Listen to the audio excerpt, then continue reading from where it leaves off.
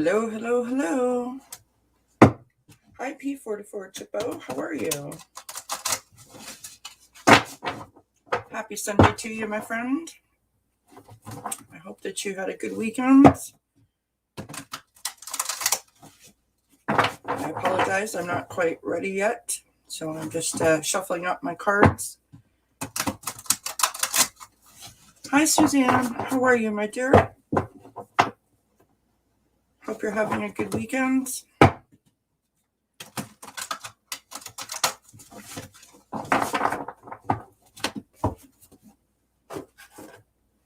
We are having a mini blizzard here at the moment.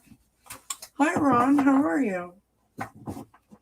Hope you're doing well. Hope you had a good weekend. I'm doing okay. Thank you, Suzanne, for asking. I'm doing all right. Not sure why, but I couldn't sleep last night. Hi, Cecile. Thank you so much for joining us. I hope that you're doing well. Let me get my cards are all shuffled up here. Oh, you had your first official snowfall yesterday, Suzanne. Lovely. Lovely. It's been snowing here since yesterday at about 2. We're sitting at -2 degrees Celsius, but we've had a mix of snow and freezing rain and all kinds of good stuff. Not much fun, but hey, we have to have this season to get to the spring, right? That's how it goes. The kitty cats are in here. Well, at least 2 of them are, anyways. Charlotte is in here, and there goes Quincy.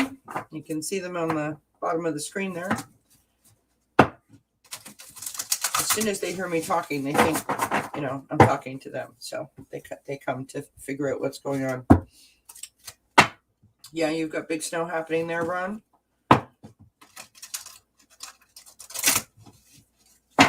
Yeah, I think that all of Ontario and maybe all across Canada is getting hit. That's okay. That's okay. We can handle it.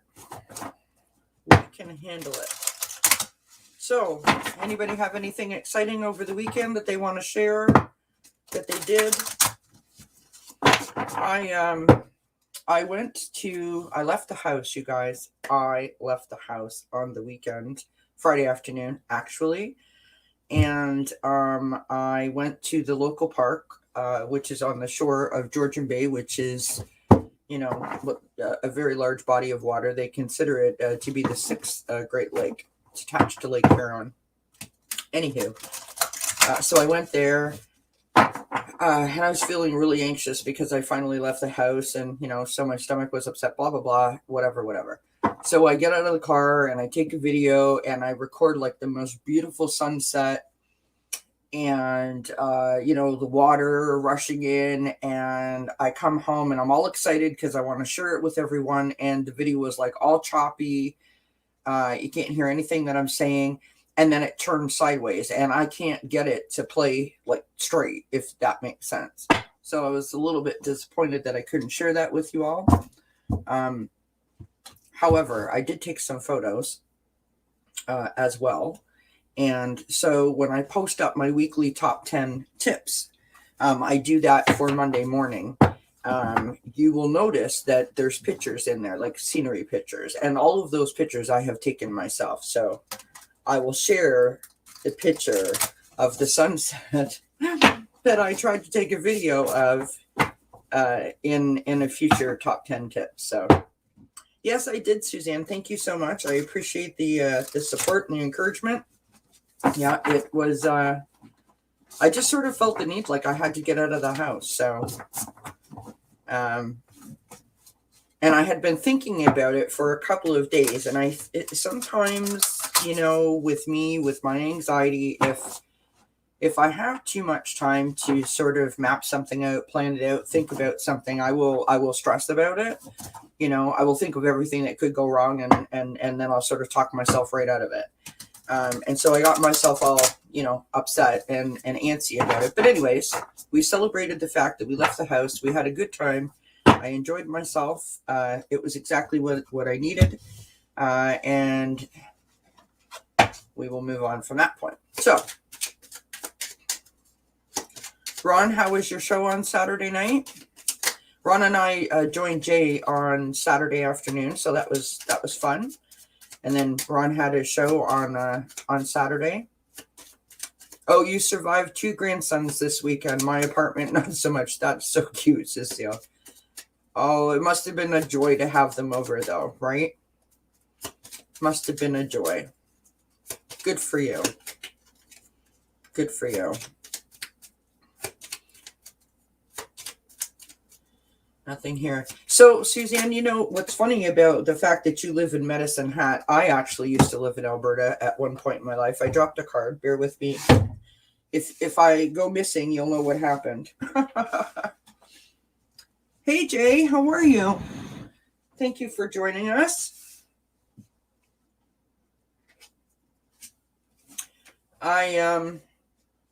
Yeah, you went for a long time on Saturday, Ron, after being with Jay and then doing your own show. Good for you. Yeah, I used to live in Alberta, Suzanne. My parents decided when I don't know, I was like 8 years old or something, and we left Ontario and we moved to Alberta. And I lived in Calgary. And then my parents got transferred to Red Deer. And here's a cute little story about this. I was like 8 years old, so I remember it. I remember coming home and telling my family that it was the cleanest place I'd ever seen. The streets, like the grass is green, the flowers are blooming, and it's very clean, right? But we were supposed to come home. So when my parents got transferred to Red Deer, Alberta, we were supposed to come home for Christmas, and we got transferred there, I think, in at the beginning of September or end of September. And my dad came home and said that he got fired, and we called the moving company and put all of our stuff in storage, and we got in the car and we drove back to Ontario. We were supposed to fly home for Christmas, and we showed up 2 days early at like midnight or close to midnight at my grandmother's house, and she opened up the door and out of pure excitement slammed the door back in our face because she didn't believe it was us. I don't know.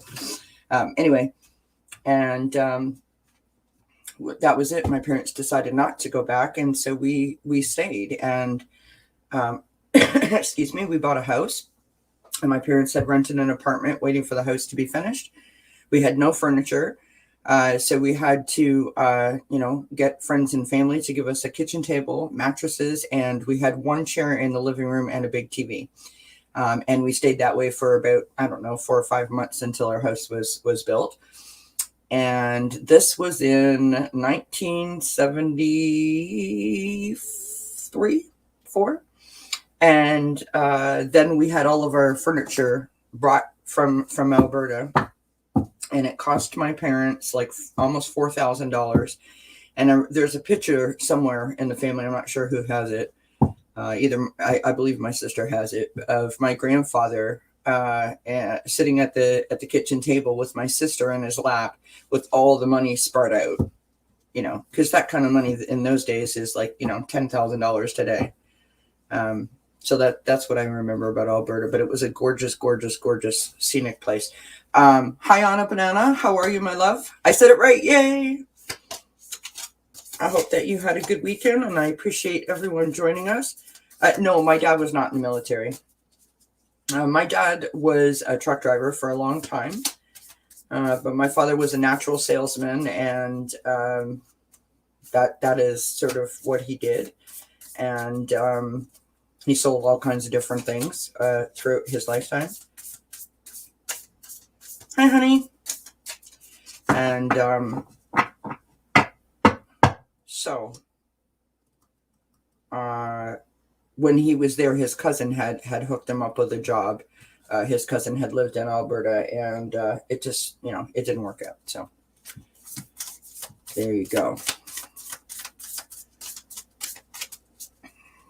there you have it. Yeah, I'm feeling like really nervous today. I've been feeling nervous like all kind of like off and on since like yesterday, and I'm not really sure why, but that's okay. Sometimes when for anyone, I'm putting some of my anti-stress oil on, so bear with me here. So sometimes when I hear that there's bad weather in the works,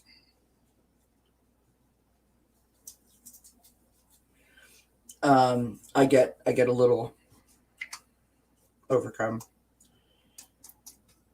Oh, and I was supposed to do my outdoor Christmas decorations. Of course, that didn't happen because we didn't have any outdoor decorations to put up.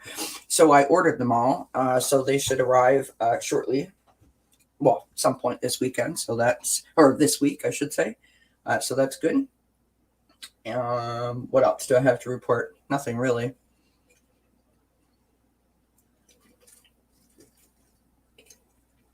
That's not true.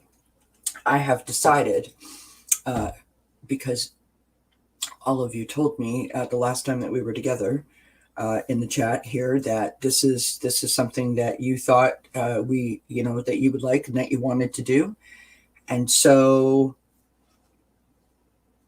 I have decided that from Sunday to Thursday night, from 9 p.m. till whenever, we will meet here and we will throw some oracle cards. We will have some chat.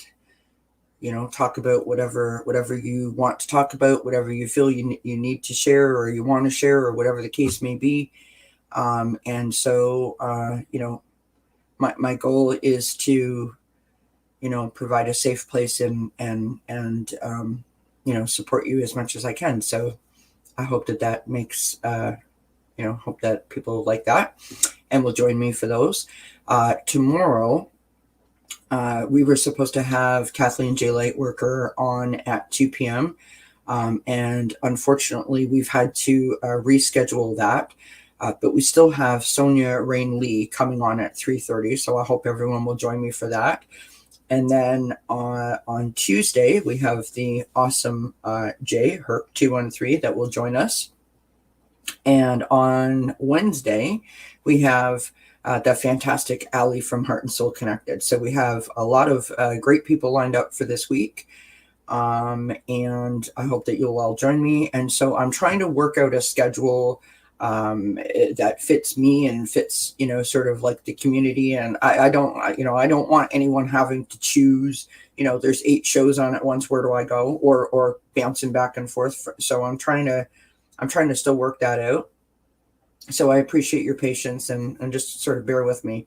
So this is what I've worked out so far. I'm going to do my weekly pick-a-piles, which people seem to enjoy. I record those on Sunday and have those up for Monday. I'm going to do my top 10 tips that are pre-recorded, and it's like a 4-minute video on whatever particular subject matter I choose for that show. And those will be posted for Mondays. We will do the oracles and PJs, as I'm wanting to call it, or something along that line. So you guys can help me pick that name. We'll do those every night from Sunday through to Thursday from 9 p.m. Eastern time till whenever. And then Wednesdays, I'm thinking between 6 p.m. and 7 p.m. is when I'm going to do my, like, once a week, I'm going to do like my wellness chat where we'll pick a topic and we'll sort of take a deeper dive into it. I don't know that we're going to do that while this series is going on, but you guys will see me around, and I'll try to give you as much notice as I can when I'm going live. So hopefully you wrote all that down. I'm kidding. All right. So I've done that. I did the announcements. Yeah, it is a busy week, Cecile, but you know what? I'm so grateful for all the support that I've received, and everybody's been lovely, and I'm really excited about this series. I wanted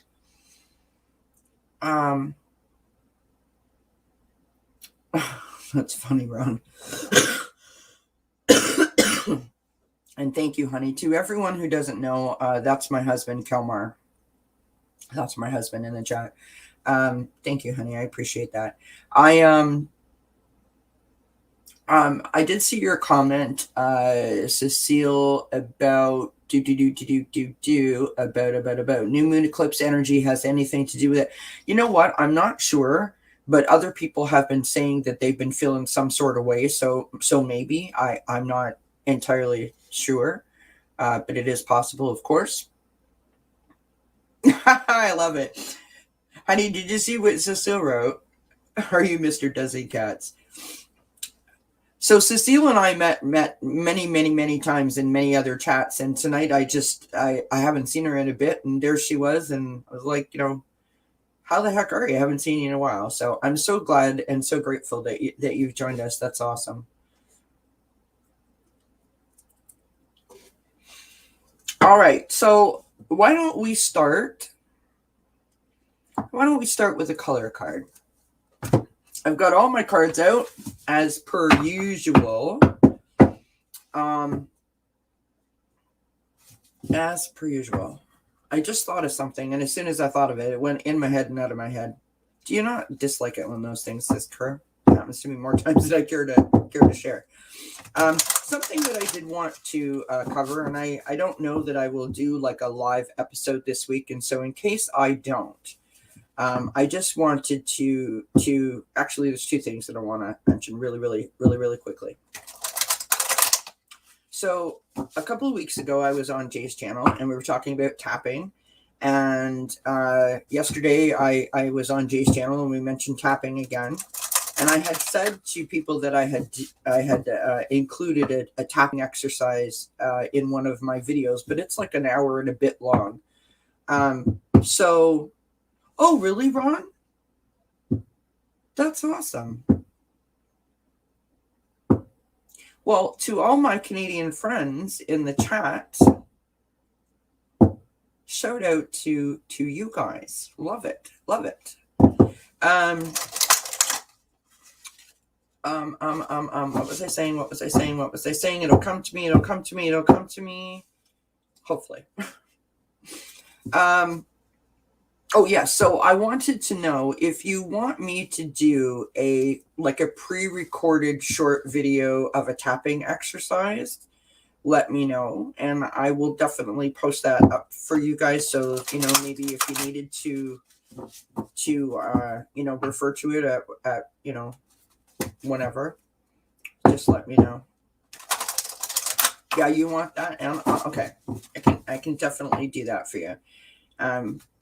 And just in full disclosure, so this tapping exercise that I was given by my therapist specifically for people that have anxiety to calm down. And obviously, if it works to calm down someone who's diagnosed with anxiety, it would most definitely calm you down if you were just overwhelmed or stressed, with maybe you had a bad day at work that your kids were getting, or the grandkids were getting on your nerves, right? That kind of idea. So yeah, I'll do that then, not a problem.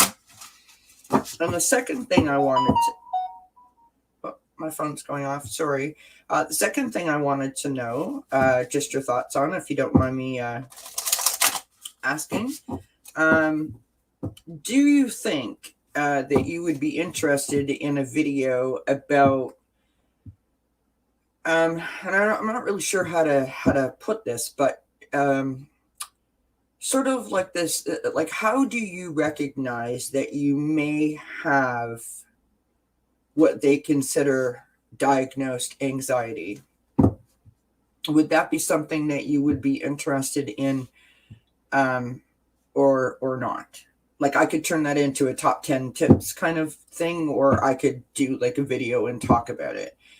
Because it is greatly misunderstood about all of the things that having diagnosed anxiety can sort of cause, for lack of a better way to put it, right? So you guys let me know what your thoughts are on that, and we will pull our first card. All right, how many of you are in your PJs? I want to know. I do not have my PJs on. I have like a tracksuit type of deal on. Oh, I bought new pajamas. Can't wait to show you. Yeah, top 10 times. Yep, I could do that. I can't speak, but I could do a video. Top 10 signs. Thank you. All right, here we go for our first oracle pull for December the 5th. Can you guys believe it's December the 5th already? My goodness. So, Anna Banana's in her PJs, Cecile's in her PJs, Herc213. You know what? I'm wondering to myself, and I probably shouldn't say this, how many people in the chat are wondering what kind of PJs Herc213 wears. So that we don't single Herc213 out, why don't we all just sort of share, if you don't mind, what is your preferred method of PJs? Is it like a t-shirt? Is it like a nightgown? Is it like, you know, a two-piecer? Is it like, you know, sort of like shorts? Is it like a tracksuit? What kind of PJs are you? See, Anna Banana knew exactly where I was going with that. Hi, Flowing. How are you, love? Thank you so much for joining us. Yeah. My normal method of pajamas is like a two-piece kind of situation.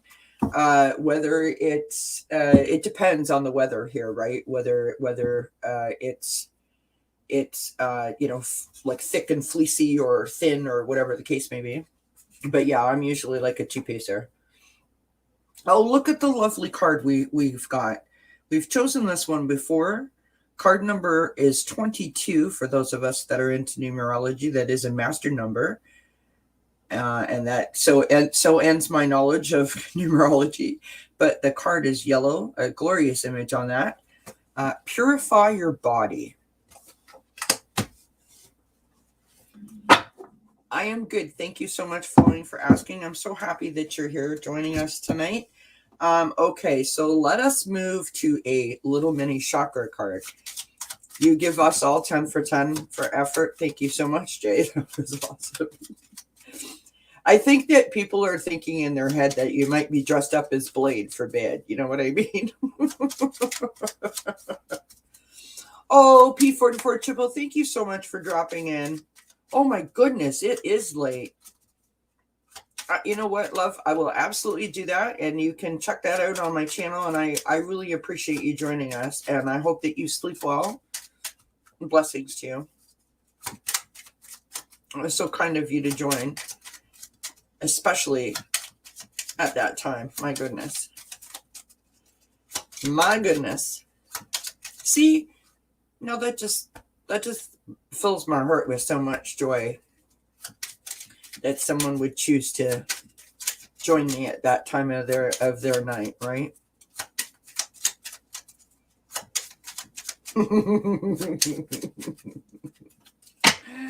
That's funny, Jay.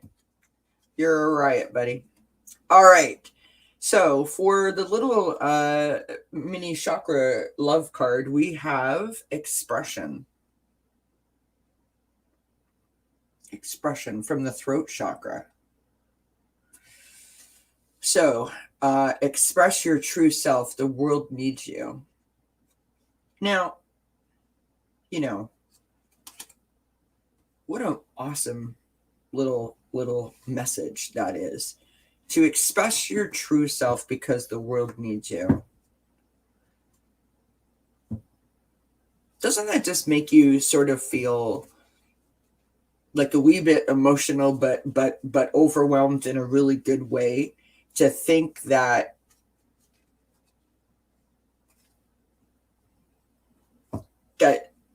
people are counting on you, people require your presence, they need you, they require your sort of like, you know, because we're all unique individuals, right? And we all serve a purpose.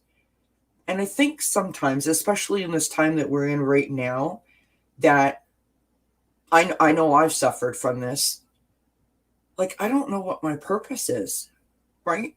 You know, I'm sitting here at home. We're all locked in, or most of us have been locked in for a while, and we haven't seen anyone, and maybe we've been out of work, and what the heck is our purpose anymore? So That's a beautiful card and a beautiful message. And we must remember to remind ourselves that, the world needs us. We all have a reason for existence, a reason for being, a reason for, why we are where we are at the time that we're at. Do you know what I mean? I love that. That's beautiful. That is beautiful. All right, let us go to Soul's Journey card next.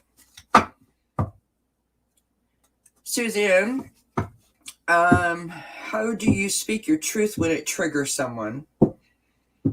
Well, I would say, I'm going to share a little story with you, if that'll help.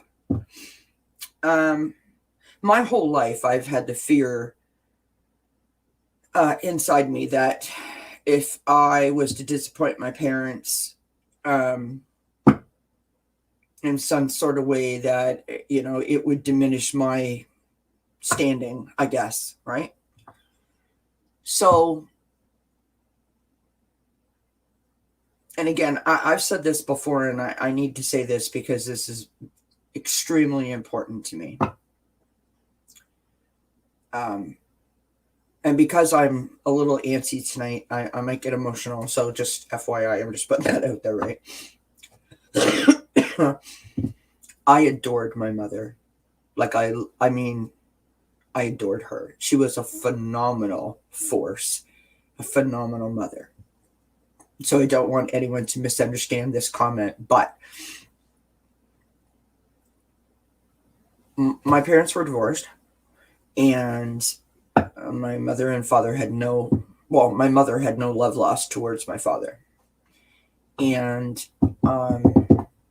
for many, many, many, many, many years, if I would do something that she did not appreciate or didn't like, or said something, or whatever the case may be, she would say something to the effect like, well, I guess you come by it honestly because you're just like your father. Hurtful. And the reason why it was hurtful was not just because of the obvious statement, but because I knew how she felt about him. And so, how do you tell me that you love me, but yet you say that to me, and I know that you hate him? Like, she would. I used to say, like, she'd run him over if she could. And so there we were, sitting at my mom's house. I was about 43 years old. And my mom, it was like 2 a.m. or something, and we were hanging out in the basement, chit-chatting away. And my mom had said it to me, and I could not take it anymore, and I lost it. And I said, do you have any idea how much that hurts me when you say that to me? And she started to cry. My mother was not a crier. I'm not. I never used to be a crier either.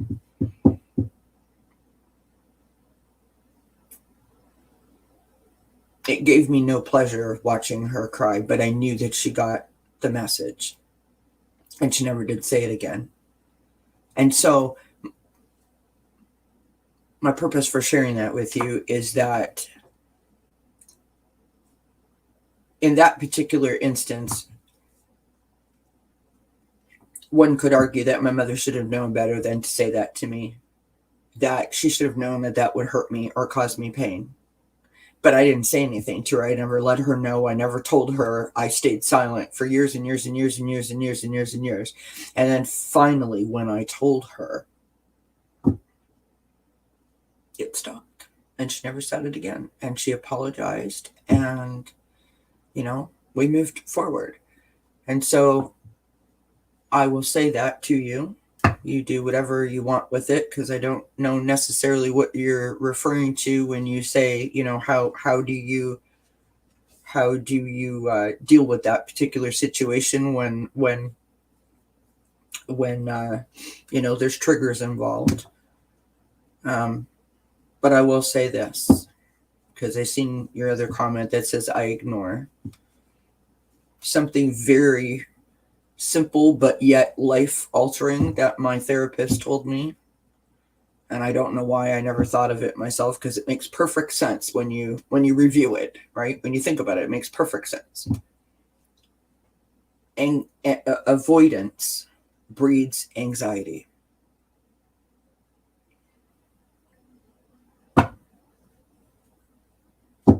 So, avoidance breeds anxiety. You are allowed to tell people that they have affected you, hurt you, upset you, as long as you do it in a loving way, right? 2 suggestions for anyone who feels like someone is intentionally going out of their way to hurt you, or not listening to you when you're trying to tell them, or when you think you've tried to tell them how they've hurt you. Write a letter, and while you're writing the letter, do it almost like a screenplay, shall I call it, right? Your part, their part, your part, their part. The idea behind that is to understand from a different perspective, if perhaps you are not actually saying what you think you're saying to them, to allow them to know that they have done that to you. Now, that's assuming that, you've had a conversation, whether it be in your head or wherever, to another person. Now, if you've tried to have a conversation with a person and let them know that they have, done whatever to you and they've hurt you, and that you are carrying that hurt around, then it becomes a different situation, right? That is when you have to take your power back, stand in your truth, and decide for yourself, is this person toxic? Do I need to remove that person from my life? Do I need to take a step back from that person so that I can regain my power, right? Or do I have to set up some boundaries? Or maybe a combination of the 3, right? To not allow them to hurt you. I mean, there are narcissistic people in the world that you could have that conversation with, over and over and over and over and over and over again, and they just will never stop. So, of course, there is that avenue, right? So, anyways, I will not preach anymore. Hello to Tracy, my dear friend. How are you?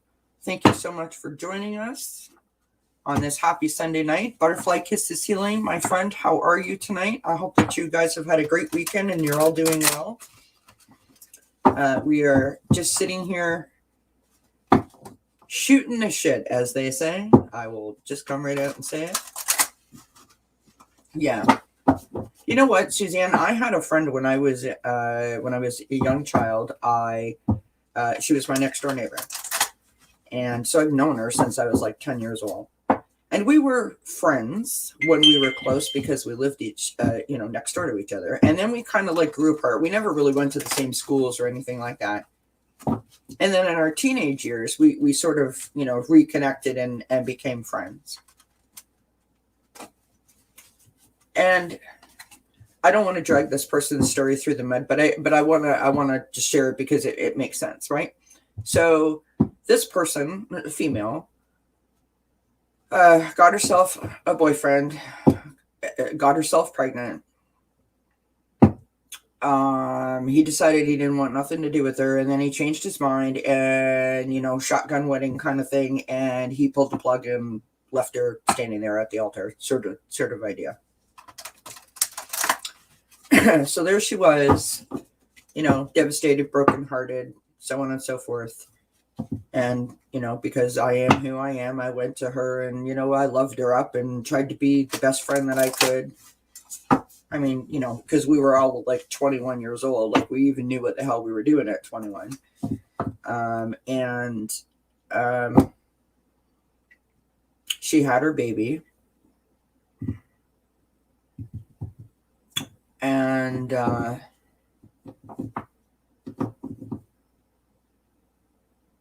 then I became nothing more than a glorified babysitter for her. And when you love somebody, when you care deeply for someone,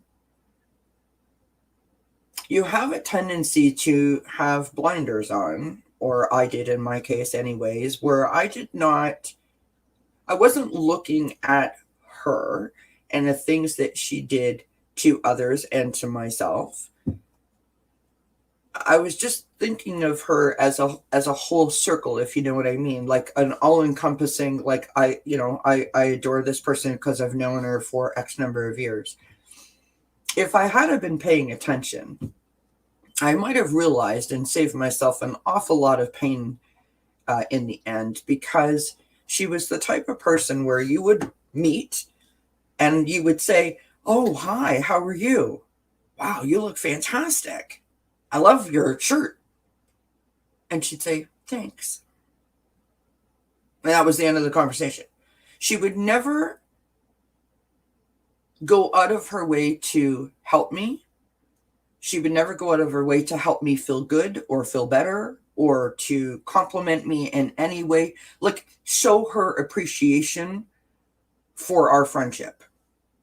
Right? So my point is, if I had been paying attention, I would have recognized the signs, but I was almost more involved in her life falling apart than she was, if you want to, if that makes sense. And that was a very good learning lesson for me. And I will tell you, I'm not going to tell you the whole story, because really, honestly, no one cares. But I was married before, and she made it pass at my ex-husband before we were married.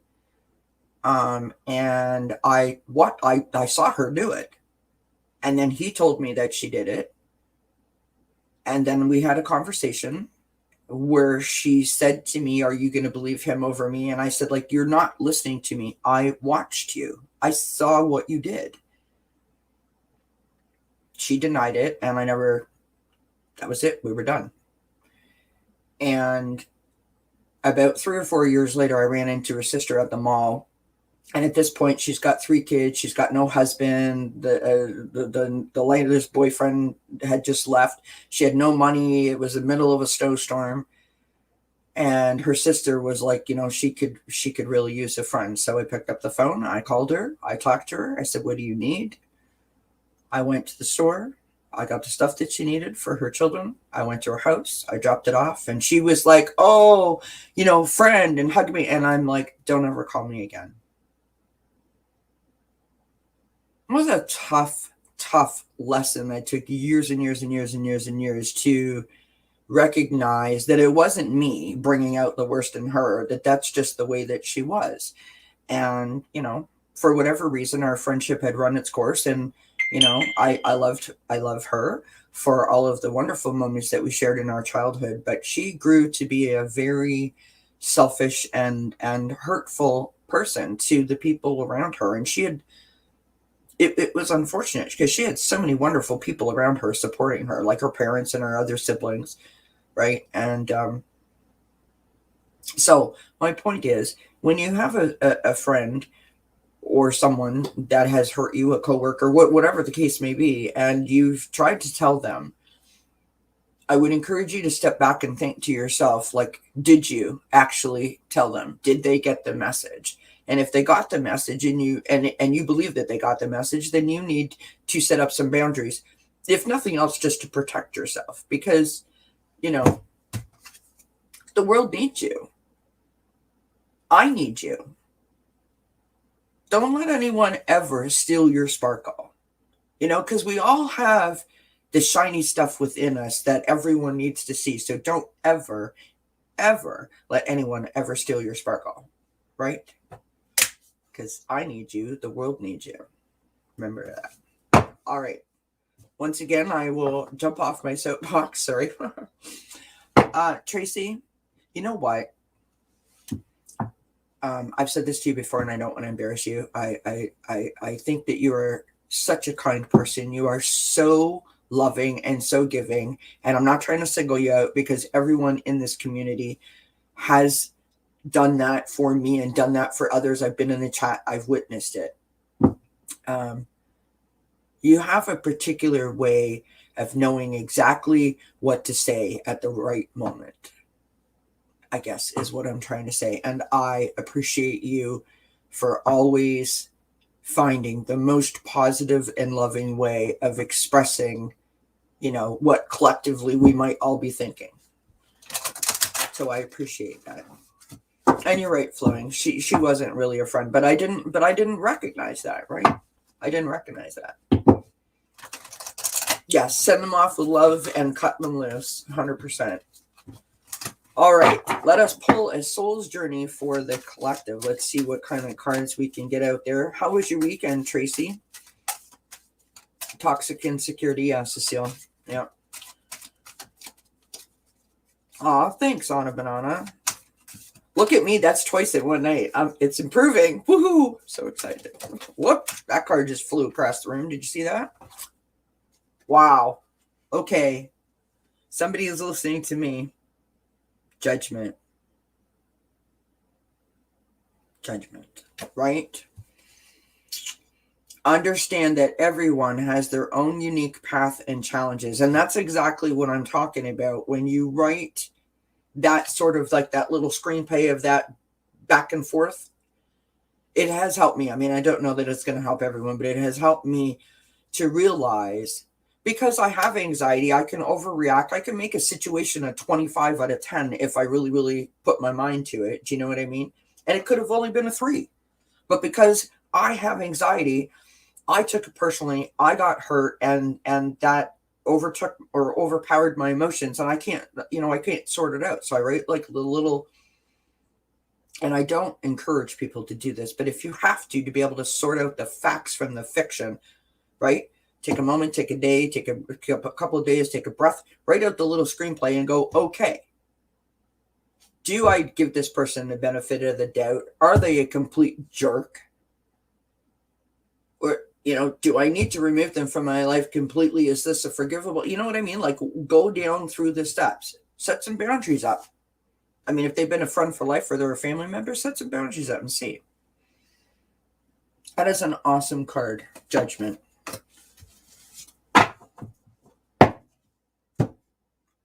Judgment. Awesome card. Okay, what are we going to do? We're going to do my Nemesis pile. You're very kind of being good to others is easy in this group. Thank you very much. You are very welcome. Very welcome, Tracy.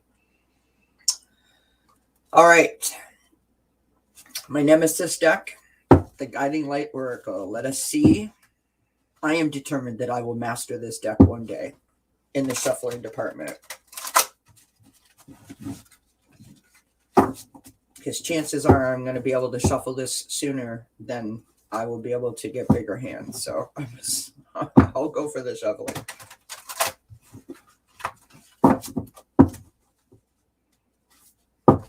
Oh my goodness. Alrighty.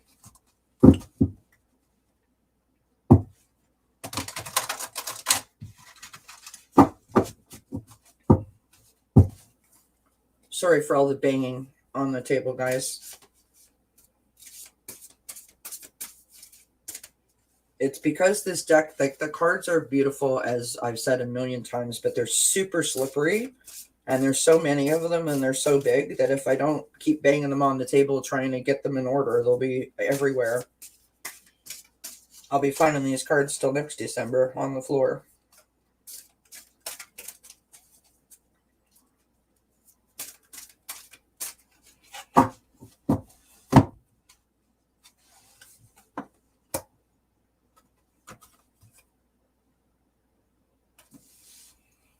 Look at that. Look at that image. The golden stars. That's kind of what it looks like outside here. On a banana, you're having a nasty storm too? Yeah, us as well. Us as well.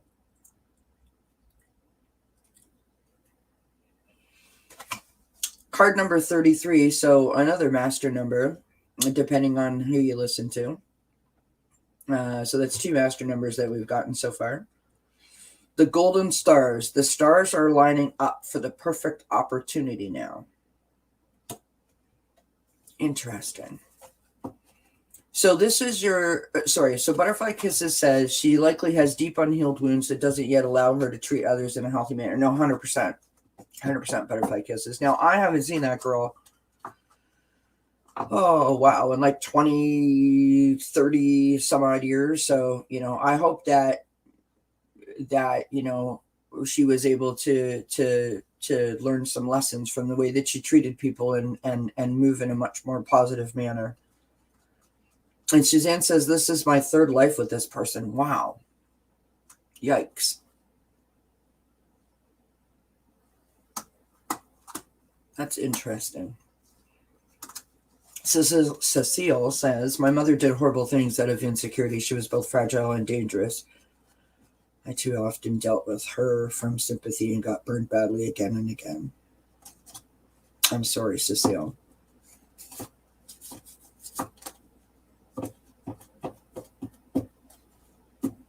It's really difficult when you have a person that you love so much, or that you look up to in a particular way, like a parent or a sibling, or something like that, where this bad behavior pattern sort of continues to spiral, and you're trying to walk that fine line of standing in your power and setting up boundaries, but at the same time, when you watch them suffer, right? I know it because I've lived it. My husband's in the chat. He lived it with me. When I was first diagnosed, I was nothing short of a complete and absolute bitch to him and to everyone around me. And it wasn't because I was trying to be a bitch or because I am a bitch. It is because I was upset. I was scared to death. I didn't understand what was happening to me. I didn't know how to cope with it. I didn't know how to deal with it. And I wasn't getting any help to help me to figure those things out. And when I say to you, and again, I'm not trying to make this about me. I'm just stating a fact. When I say to you that it completely went like, you're not Kelly anymore, that's exactly what happened. It was overwhelming, completely 100% overwhelming to me. And I didn't understand it. And, our immediate reaction, I would think, is to think to ourselves, I'm going to be okay. I can do this, because I've had bumps in the road before and I've got past them, and then you try and you can't. And the harder you try, the worse it seems, right? And for some reason, like, I'm thinking in my head as I'm saying that, like, the running scared kind of, like, that's what I was doing. I was doing anything and everything that I could think of because I was scared that it wasn't going to work. And of course, because the more frightened I got, the more did not work. And my husband, like a rock star, sat there and took everything I threw at him.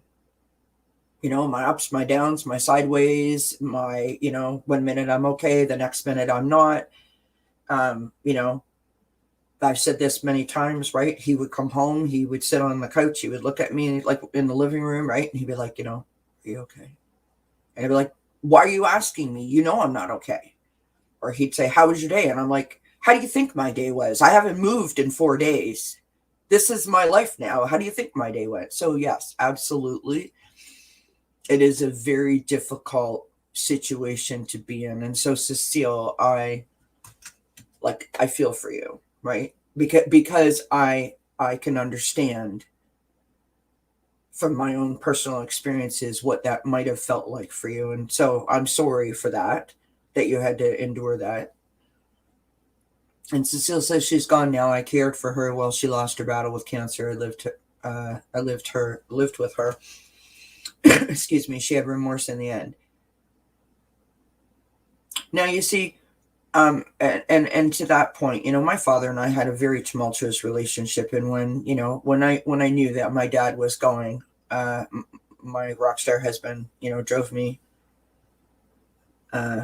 6 hours away to get to my dad's, and we had a lovely visit.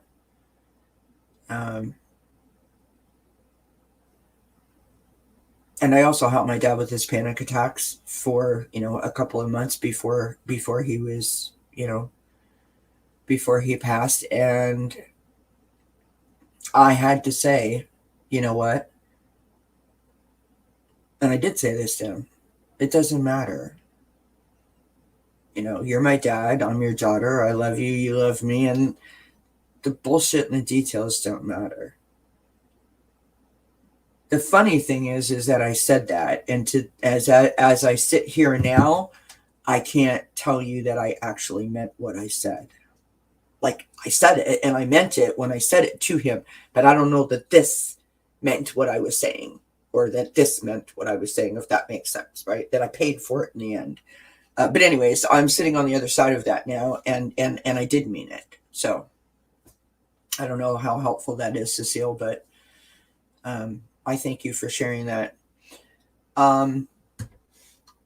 Bronx Sage, hello. Oh, everybody, shout out to my special person here in the chat. Mwah!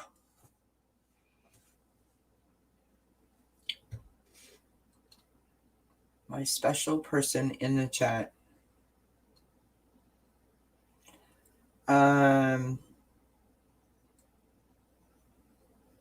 Tracy says, painful that would come at the end, right? I mean, isn't that when we, for your own selfish reasons, you want to not have any regrets. So you feel almost compelled to say something to someone in those moments. And then you're looking at them, and they're and you see that their life is ending, and you wonder to yourself, how do I do this? How do I do this? Right? I know, I seen, sweetheart. I seen.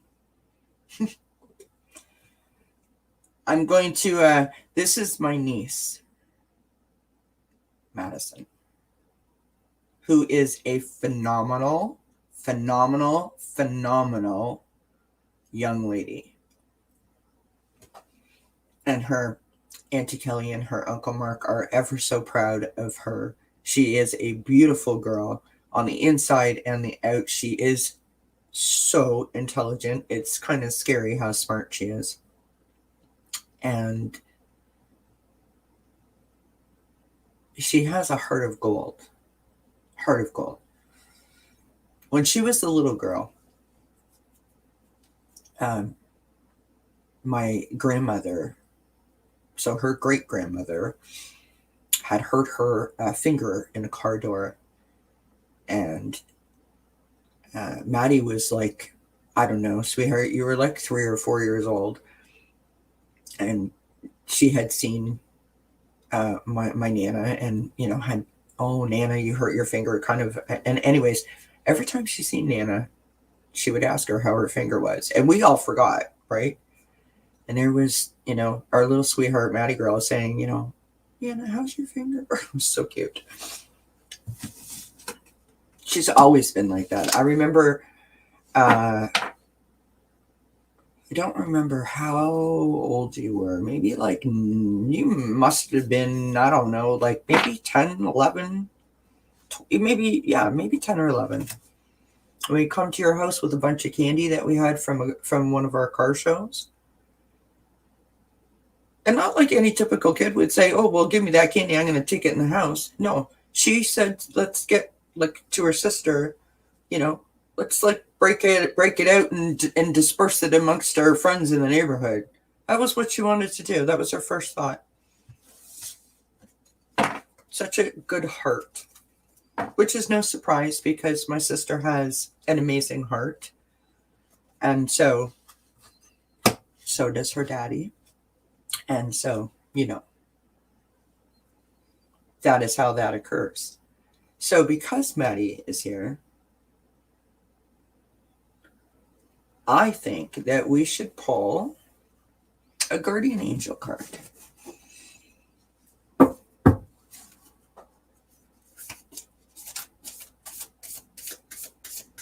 Do you want to know what, Tracy? There is nothing, excuse me. When my sister was pregnant with Madison, I remember Madison's dad saying, like, in a joking way, not in a bad way, like, I don't know who's more excited about this, you or her, or you or us, right? And it's like, well, really? I was there in the hallway when she was born, and she sneezed when she came out. So sweet. And I held her just a few minutes after she was born. And, I just love her to bits. Just love her to bits. Whoops. The cards are flying. All right. So actually 2 cards fell out.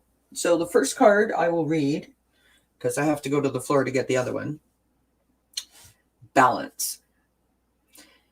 Difference is a necessary part of human evolution, and everything in life is comprised of opposites, which together make life whole. If you light a candle in a room already flooded with light, the light of your candle would be indistinguishable from the light which already exists. Because of darkness, we are able to perceive light. Both are necessary. How awesome is that?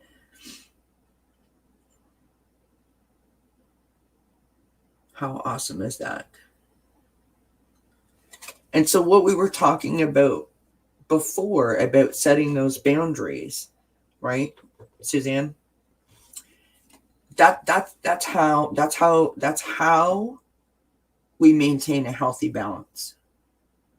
And when you don't have a healthy balance, not that I'm the only one here that's ever experienced that, but when we don't have a healthy balance, as I have lived,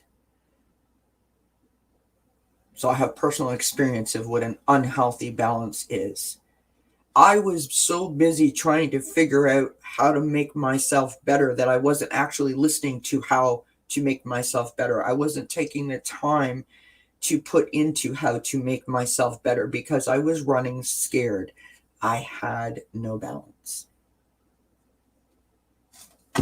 No balance. All right. Bear with me for one moment. Maddie, I don't know what number is on your computer, but when I look at my computer, sweetheart, I see that 11 people are in the chat and watching. And I just wanted to share that with you.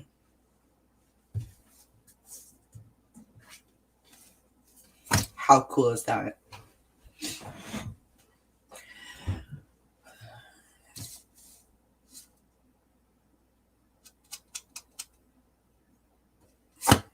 Awesome.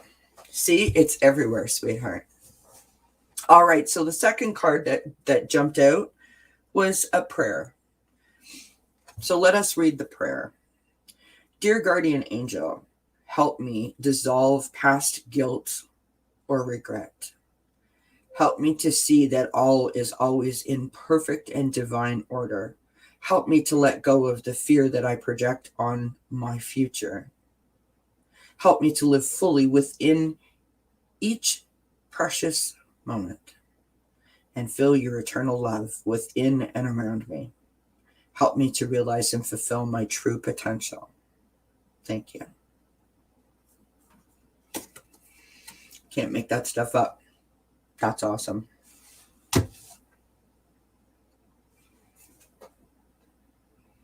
All right, let's read some comments here. What have we got going on? So, okay. Okay, butterfly kisses. I'm probably missed you, but blessings. If anybody hasn't checked out Butterfly Kiss's channel, please do so. She is an amazing, amazing, amazing, amazing lady. Floating, you love your nieces. Well, I have 2 of them, and I absolutely adore them. Absolutely adore them. Aw, Maddie, you're excited for this? Thank you, sweetheart. You're feeling lots of positive energy. Isn't that nice? I'm glad that you're feeling it. Auntie Kelly's feeling it. And we're all here feeling it and creating it together, which is an amazing, amazing thing. I am so grateful for everybody here. Tracy says, wow, nice card. Madison says, beautiful. Bronx Sage, without pain, the joy in life won't show. Absolutely. Aw, Tracy, thank you.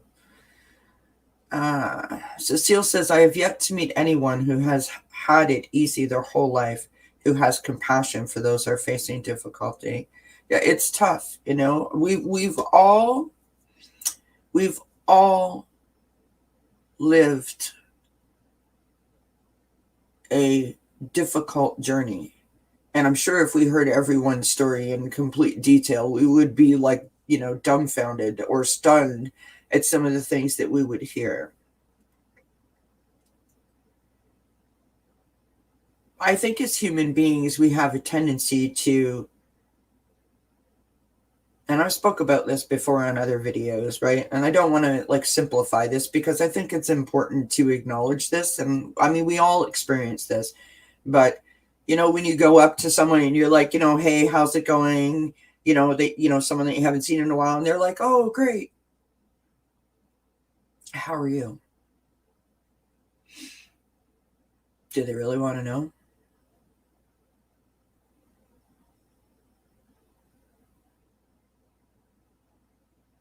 As human beings, we want to protect our privacy. We want to protect our lives. We either overshare or we don't share enough. There doesn't really seem to be a middle ground, right? And when do we share? We don't sit here and share like, oh, you know what? Back in 1990, my life was horrible. This was going on and that. We don't do that. We only share and call everyone we know and reach out to our support system when things are bad, not when things are great, as a general rule, right? Again, balance, right? We have to reach out to the people that are around us, that support us every day in many different ways, and always share with them the good, the bad, and the indifferent. And to always remember that no matter what it looks like on the outside, that as Cecile has said, you know, they have issues that they're probably dealing with themselves on the inside, right? I don't know if that makes sense, but I thought I'd add that. Good evening, Ivan. Thank you for joining us. I hope that you're doing well and you're having yourself a good weekend. That card spoke to you? Good, sweetheart. I'm glad. Suzanne says, I slipped back a little on boundaries because I thought this person changed because I'm Medicare for issue, but obviously it was mistaken. Yeah, it's, you know,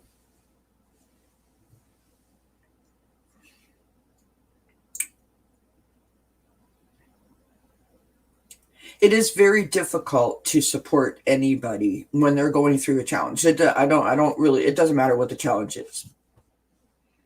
Because how you view the challenge is not how they view the challenge, right? And in its severity and how it affects them and how it's making them feel, et cetera, et cetera, et cetera. And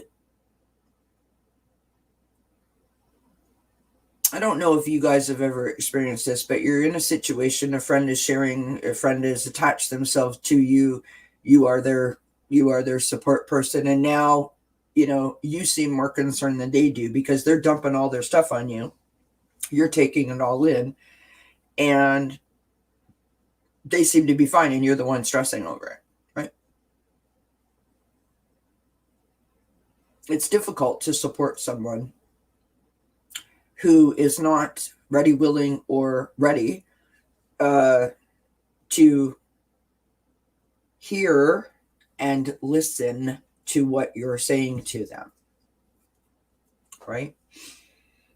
I've said that before. It's very difficult, or it's not difficult, sorry, wrong choice of words. It is a very different thing, hearing and listening, right? And as human beings, we don't normally recognize that we are not willing to sort of take in and, let it sort of absorb and sort of resonate in us and absorb the knowledge that someone is giving us, or the wisdom or the help, or whatever word you want to put on it. I have done that many times, right? I think the thing that I would share to speak about that specific point very, very quickly is to say this: when you are a person who is dealing with something that has you overwhelmed, it doesn't matter if it overwhelms anyone else. You are overwhelmed, you are overcome, you are upset, you are challenged by it. It has affected you in your everyday life and the way that you live your everyday life. No two-person situations are the same, and no two persons' reactions are the same. And so when you feel that particular way, when you are overwhelmed, and you're having a conversation with a person who is trying to offer assistance, love, support, compassion, whatever the case may be, even if they're coming at you with, you're a jerk, get off your butt and do something, right? But whatever. If you are the kind of person that says, yeah, but you don't understand. No, but I did that. I tried that. I did that. I tried that. No, but you don't really get it. I mean, like, no, but it was really, really, really bad. Like, if you're that kind of person, that person isn't listening. That person is not listening.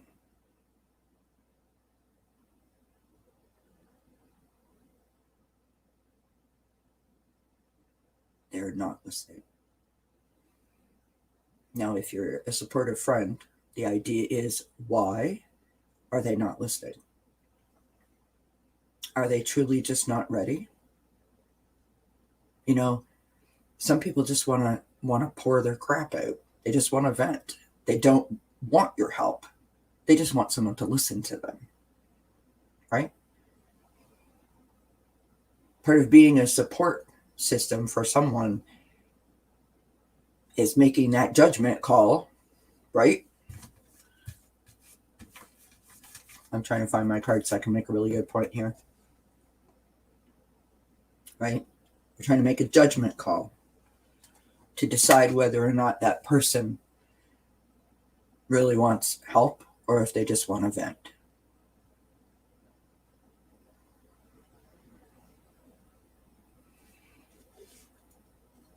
I've been both.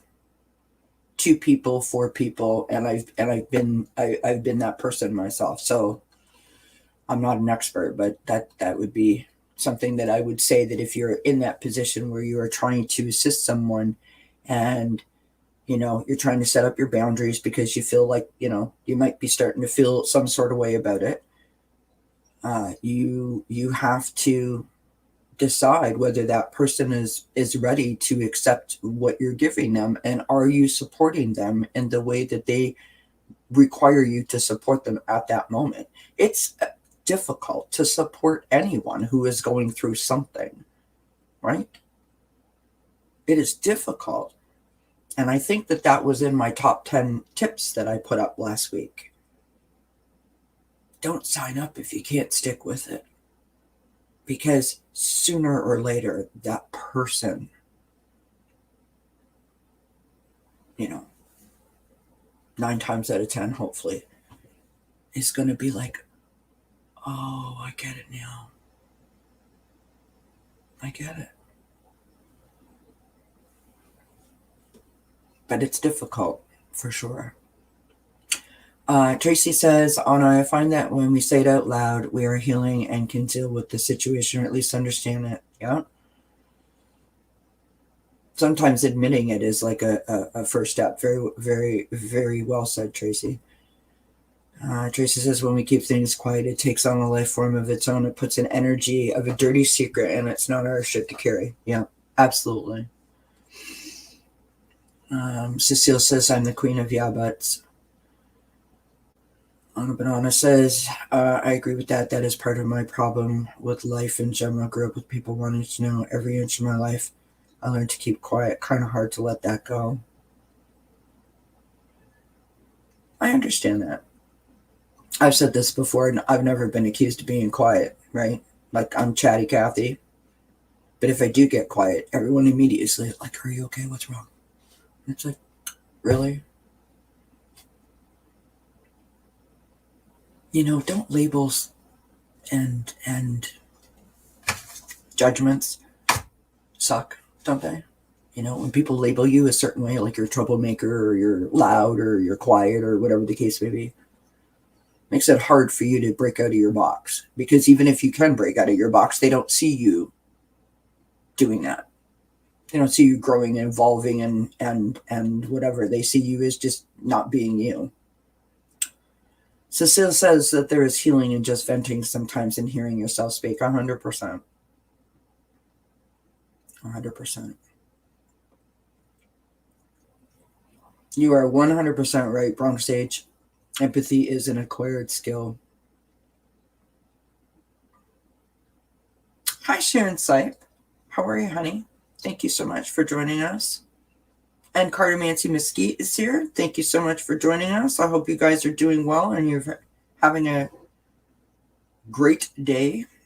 You've had a good weekend so far.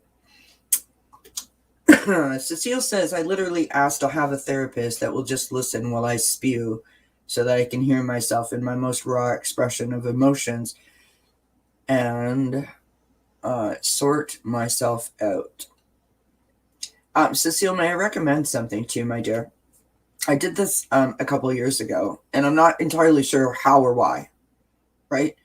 It just kind of happened in an organic, natural sort of way. And so, you know, if you might be able to take something from this and it might help you, then I'm happy to share it. So I was kind of in a moment where I was doing really well, but I could start to feel like there was some pressure and it was building, and I started to anticipate I was going to slide backwards. And sliding backwards for me equals all of my hard work just went out the window, right? And so I was feeling down and lost and sad and blah, blah, blah. And anyways, everyone knows I don't really leave my house very often. And so one of the things that I would do is I'd get my car and I'd drive around, right? And I had gone to this, it's a school that has like a track field out in the back. And I went there and I sat underneath the big tree and took in the breeze. It was lovely. And I got this like overwhelming feeling like the walls were closing in on me, you know, like I couldn't get enough fresh air, that I needed to do something. I needed to take action, but I had no idea what to do. And because I was starting to feel that pressure, I haven't, you know, like I sometimes I don't feel steady on my feet, right? Because the physical things of anxiety. Anyway, I sat there for maybe like an hour and kept saying like, I need to do something. What can I do? Right. And that's when you start going through the list of all the things that you can't do and listing your limitations, which is not helpful. Right. Obviously. And I just decided, like, I need to get out of this car. I'm going to scream. Like, literally, that's how I felt in that moment. Like, I'm going to lose it if I don't do something. And I got out of the car. And I walked the length of the field. Like, it was a soccer field, so one goalpost to the other. And I walked another length. And then I started talking. And before I knew it, like I was almost on the verge of yelling, like not hysterically, but I was almost on the verge of yelling. And before I knew it, I'd walked like 10 or 15 lengths of that soccer field. I took a video and I showed it to my husband. Like, look at me. Like, who would have thunk it, right? And so, why did I mention that? Cecile, specifically to you about asking for the therapist. So I'd gone to the doctor and I had asked the doctor for a therapist because I feel like I need someone to talk to. And so here where I live, an appointment is made for me that I waited 2 or 3 months for, where I speak to a clinical nurse, where I sat for 3 hours in tears and telling my whole story, which is so helpful. Not.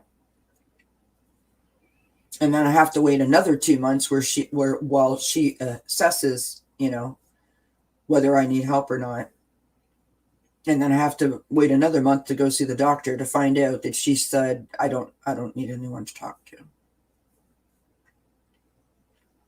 And then I phoned my sister and I told my sister that, and my sister was like, well, I don't understand that. Like, maybe you should go to another doctor. And I'm not in any way blaming my sister. I'm just saying, like, the whole point of that is all I was trying to do was get someone to listen to me, not tell me what to do, not tell me how to help myself, but just listen to me.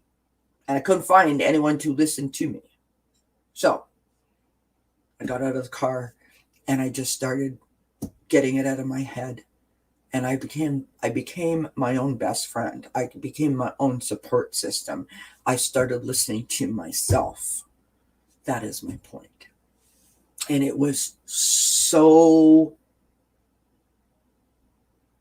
I don't even know the word. It was so helpful, and it was so invigorating and kind of empowering in a way. And I stuck with it for almost a year and a half, where I would go to that park every day without fail. Like, I go for my walk and just yell it out, talk it out. Some days I wouldn't say anything. It was so cathartic, so therapeutic, and so awesome for so many reasons that I mean, I'd be here till Tuesday telling you all the reasons what it did for me. But maybe you could try something like that, right? Just go for a walk and just talk it out. It might help.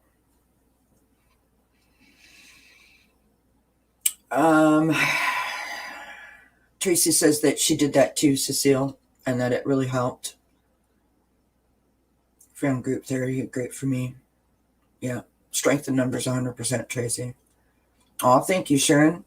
Prayers and love and big hugs right back to you. Anna Banana says, when I get to that point, I will literally just scream at the top of my lungs. My kids learned that was my way of venting. You know what? Listen, there's a lot worse things that you could do than just yell, right? They now just raise their eyebrows, questioning, giving me that opportunity to vent if I want. Absolutely. I mean, listen, I said this the other day. Adulting is no fun. Like, it's no joke. It's hard, And this last couple of years is not something that anyone, under 40, it can handle. Like, this is a whole new way of doing things. For us 50-plussers, we remember in our childhood, right, how we were raised, meaning like the freedom of being able to go outside and all that kind of jazz. And we remember more simpler times where family time, not always, but, on average, was probably more the norm than not. And so, like, I remember at the beginning of the pandemic, I thought this was great for the collective, that, people would, like, learn to spend time at home and family game night, that kind of, like, I mean, because I look at the world through rose-colored glasses, that's exactly was what I thought, right?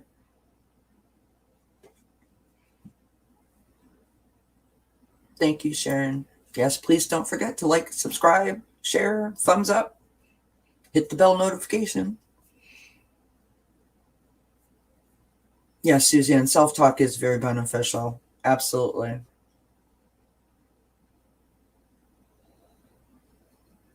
You did that too, Ron, to scream to let go of the pain, and it helped you?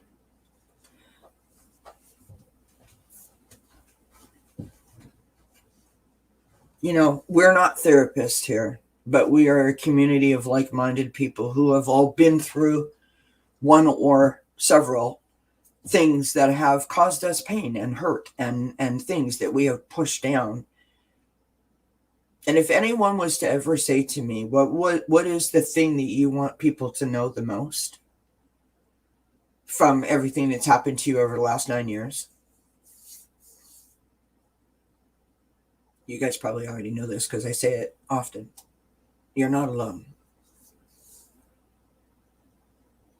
It makes perfect sense when you take yourself personally out of the equation, when you continue to receive hits, whatever form they take, and you push it down and you push it down and you push it down and you push it down and you push it down.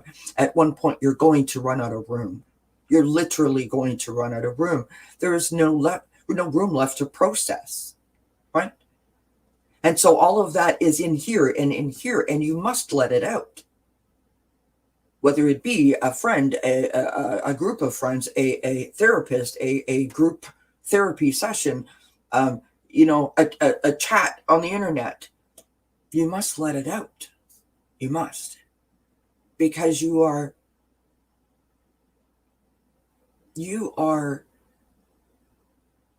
either not dealing with it or you don't know how to start letting go of little pieces. I've had this for 9 years and I just learned that like 3 months ago. As we all know, mental illness is not talked about. It's not shared. It's not commonplace. It's not an everyday conversation. And so when you don't have a loving community like this at your fingertips to go to and say, hey, you know what, can we talk about, setting up boundaries? When you don't have that, what do you do? When you have parents who are workaholics and they're always busy and you don't have a place to, like you don't sit at the dinner table because, they're running, your brothers and sisters here, there, and everywhere for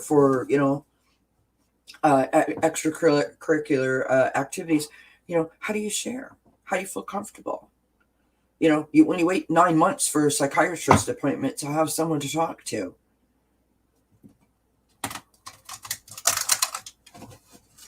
It is such a difficult headspace to navigate, and it can be very tricky.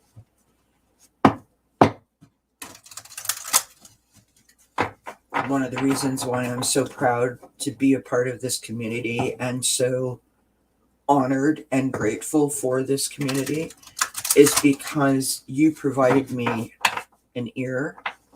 You provided me with love and compassion and kindness and support. And I mean, honestly, there's not enough time for me to say thank you to the many moments where I've had the opportunity to say how I feel about something and someone else says, oh yes, I know what you mean. A conversation starts, and before you know it, if nothing else, you're not alone. Somebody out there understands and somebody cares. And that is very important.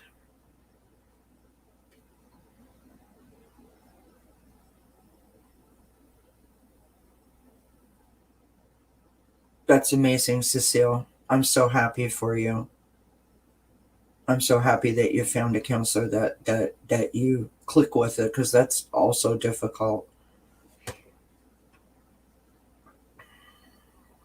100%, Suzanne. It gets trapped in your heart, and I think a point I would add to that is, for me personally, I didn't even know that I had a problem. Like I didn't know that I was holding on to anything.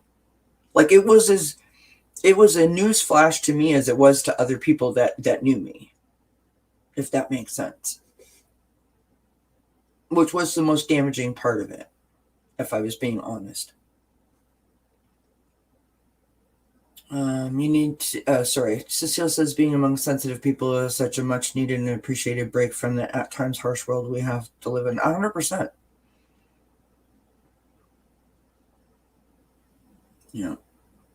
Ron says that's why like-minded people, when they come together, they understand and help each other heal. 100%. You know what? I mean, what are the fun things that we like to do, right? We love to laugh, and we love to, share like our happy moments with other people. And I don't know about you guys, but a great thing is, my niece, no, it doesn't have to be a special occasion, but just having them share anything with you brings me so much joy. I want to hear the joy in their voice. It brings me joy to hear the joy in their voice. Well, how do you get the joy back in your voice? How do you let the joy out of you? How do you bring it into you when you're feeling trapped and you've been pushing stuff down for so long that there's no more room for anything else? That's why this community serves such an amazing purpose and is such an amazing, I don't want to call it service, but I'm not sure the right word, to others, is because it is a place where you can be free to be yourself, to feel the love, to feel the compassion, and to know that you're not alone. A place that will encourage you to always believe in yourself, to believe in your power, to believe in your purpose. A place that will give you helpful hints and tips of how you can be more mindful, how you can be an asset to your own, mental health.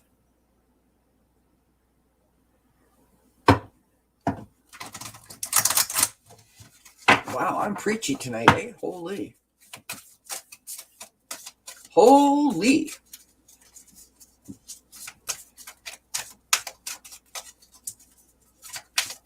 Whoops. We almost had a card overboard there.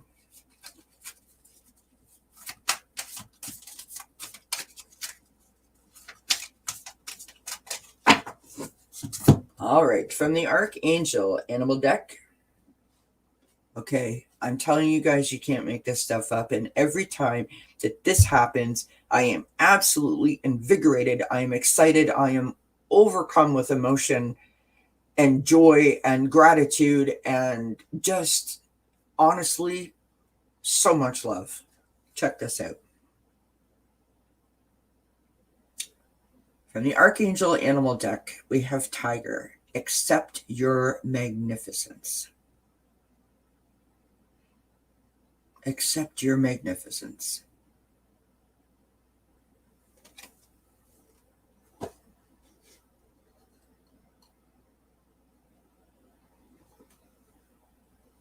Anna Banana, I absolutely adore you. Thank you. That was very kind of you to say, and I'm sorry if I made you cry. Thank you, Tracy.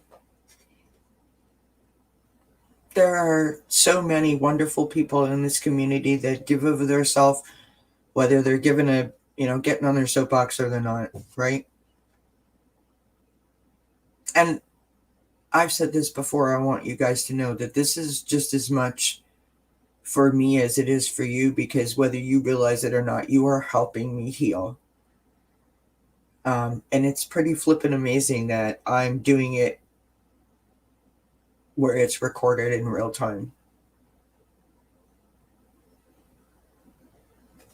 Look at what you're making me do.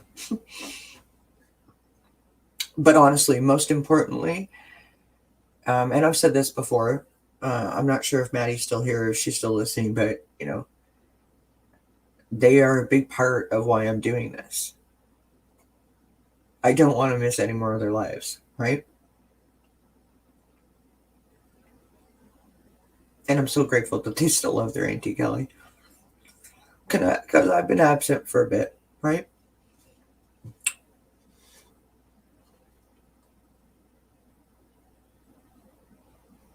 Bye, Suzanne. I love you. Blessings to you, my dear.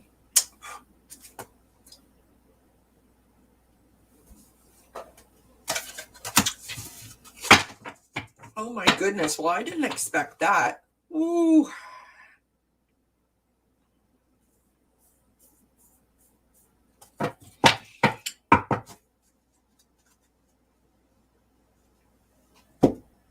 I did not expect that. We need to pull a happy card. Holy moly. Breathe. I am so glad that each and every one of you are here. I love you dearly. You know that. All right. What are we saying? What are we saying? No shame in. Yep. You know what? Flowing. It's interesting. That's an interesting point. Again, I never want to ever say anything in any way that is viewed as disparaging or detrimental towards my mother, because she was an amazing and phenomenal woman. But, and I've said this before, you know, she was very strong and she was very independent because of things that had happened in her life. And one of the things that she used to say all the time was, you know, don't let anyone ever see you sweat. And so shedding tears, I'm not saying in any way that she ever told us don't cry, right? I don't mean that. But it was sort of like an impression. Like, my mother was not a big crier, right? I'm not saying she wasn't sensitive, but she just wasn't a big crier. And so I try to hold it back myself is my point. But I thank you for saying that, Fleming, because that's exactly one of those moments where a point like that needs to be said. It's okay. Just be yourself.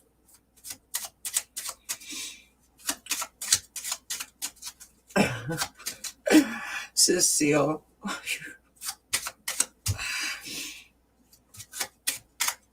We're all badasses in our own way, are we not?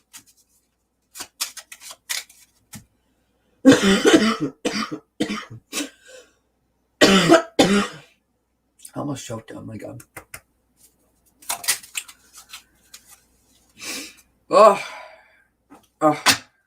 So I'm shuffling the language of flower cards. Almost choking on my gum, reading on a banana's comment that says, Bronx Sage, well, I, for one, am really glad that you are here. You make me laugh like no other. Ditto. And I can forget a little of ugly when I catch you in chat rooms. 100%. 100%. So I pulled out this card and I'm laughing and I'm sort of crying because the message is beautiful, but I'm going to butcher the pronunciation of this card. So I'm sorry, or this flower. I'll hold it up to the screen.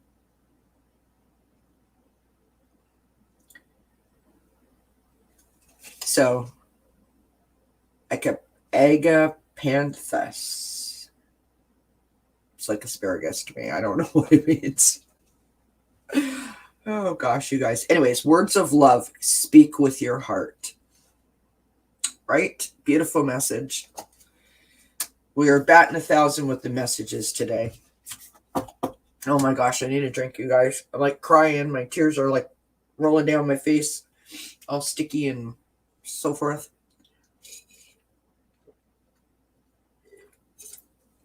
Well said, Tracy. Well said. Well said, my friend. I wish I had a funny card to pull right now, but I don't. We love you, Bronx. See, now that's something that you bring to this community, and I'm sure that you know this, but if you don't know it, you know, like Anna Banana said, and I'm sure many others have said it to you, you bring that relief that everyone requires, whether they know it or not. You know, that laughter and that uplifting energy, where the things that you say that make us, you know, giggle and you know, invoke that joyous kind of happy feeling within us, allows us to transport ourselves away from whatever's bothering us. And that's no easy task. That's a great gift, a great skill. And, you know, like Anna Banana said, we're all grateful that you know, that you're in the chats and that you're helping us, you know, sort of forget whatever's bothering us, even if it's just for a little bit of a minute. So thank you for doing that. Yeah, I need to get the rebel cards. You know what? Here's the funny thing. I don't really care for the rebel cards, I'll be honest. Like I think it's funny. It's a nice you know, edition, but like I don't really find them necessarily humorous. It's the other comments that people make about the rebel cards that I find humorous, not the actual rebel cards, if I was being honest. All right, let us pull another card. Oh my goodness, you guys.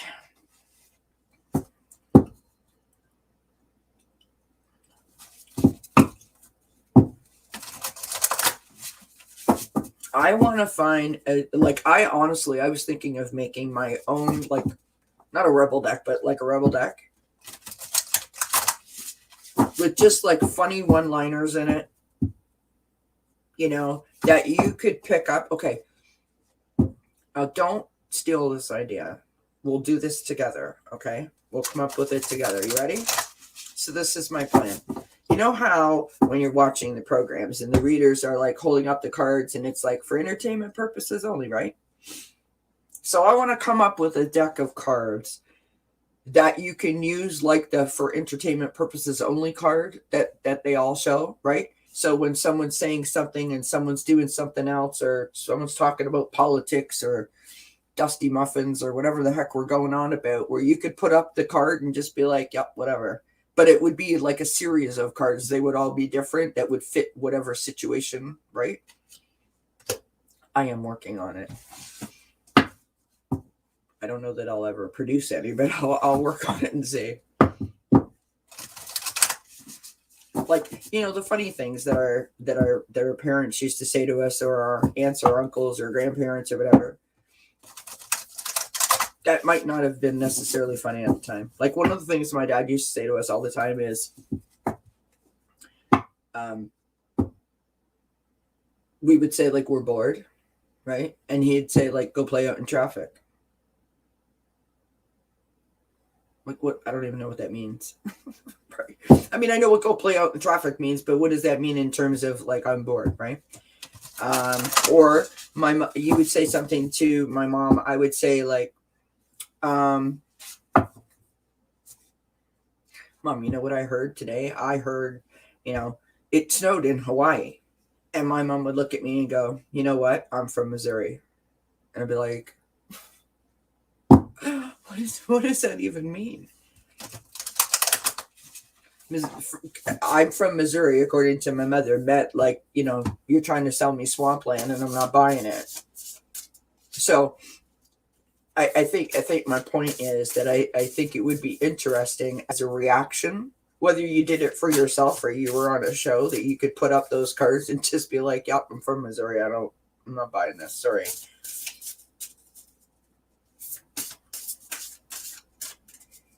And the only other thing I can say to that note, on a serious note, one of the reasons why I appreciate the humor that people like Bronx Sage brings to the table and to the chats is because some of this political stuff, my God, is just overwhelming.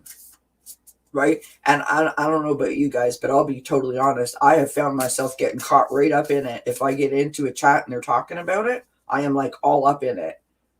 And like, you know, I'm like yelling at the screen, right? Sometimes I just need to like push my chair out and walk away from it, because it is too much. And I don't even live in the States. I live in Canada, so I'm not affected in the same way that you all are. But my goodness.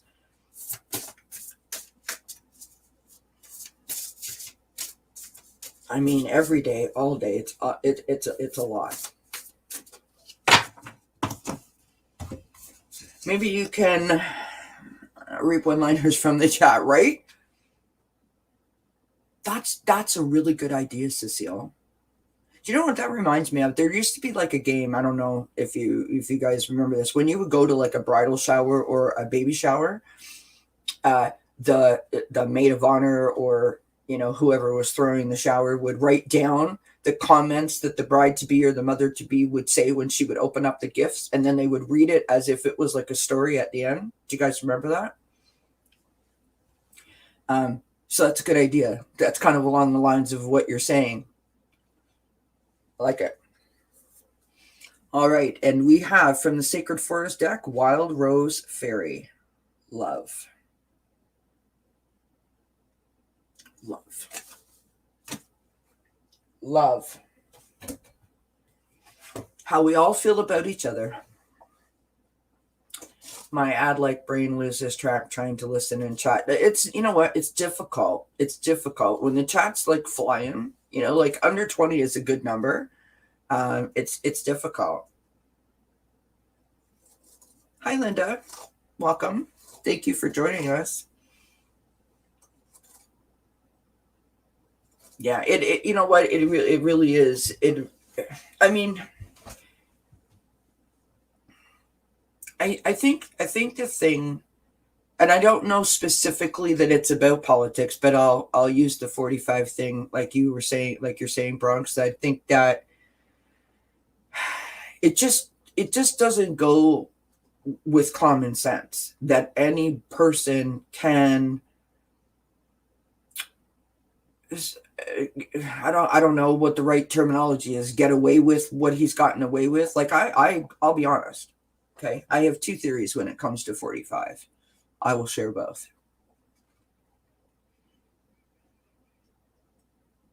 I don't even know if they're theories. That could be a fantasy. Let's put it that way. And don't that way. I didn't mean that in a creepy way. Just FYI.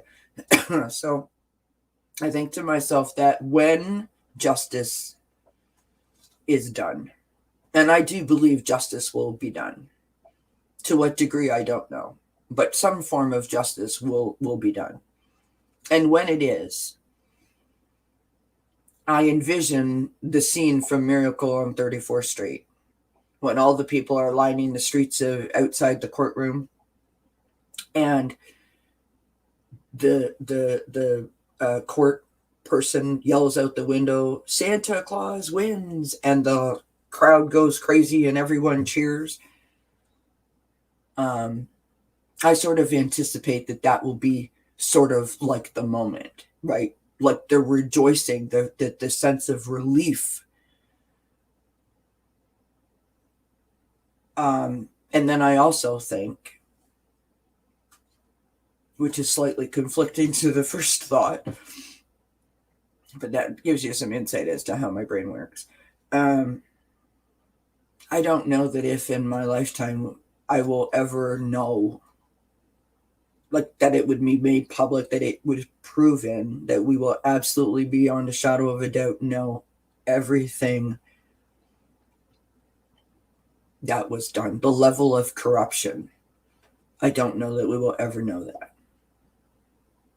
And I think for me personally, I can't speak for anyone else, but that's the thing that I have the most difficulty understanding, because it goes against everything that I understand, everything that I've learned, everything that I was taught, right? When you do something wrong, you get caught and you pay consequences for your actions.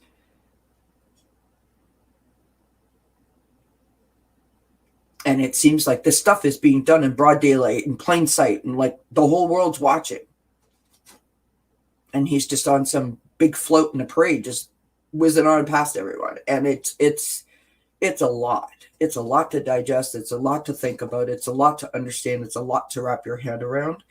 And I think, I mean, like I said, I can't speak for anyone else, but I know for me personally, it's very difficult for me to understand, like, how has this happened, right? And so my point is, I have to remove myself from it sometimes, because I just honestly, because I don't understand it, and I'm the type of person, because I don't understand it, I'll try to understand it, and that just it stresses me out. So because of my anxiety, I can't go there. I literally have to remove myself.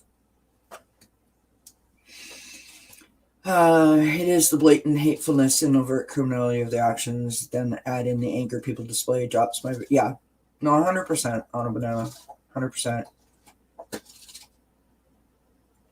Thank you, Jay. Appreciate that, love. Things tend to happen when I'm really angry, so I try not to get in the way. No, I hear you on a banana. It's just, it's a lot. It's a lot. All right, so let us review our card here. our Wild Rose Fairy Love card. Let us get a message for that. Seems like a message that I might want to tell myself tonight. All right. The scent of the wild rose is heady. The perfumed fragrance swirls around you and flows directly into your heart. With each inhalation, your heart opens even wider and deeper. The soft pink color of the petals contrasts with the dark, shiny leaves. Fluttering among the blossoms is a kaleidoscope of butterflies. Magic is in the air. Now, isn't that a beautiful image? Isn't that a beautiful image? The spirit of the wild rose says, you are more cherished than you can possibly know. Open your heart to receive. Love is on its way. You are an eternal vessel for love to flow through. You are enough just as you are.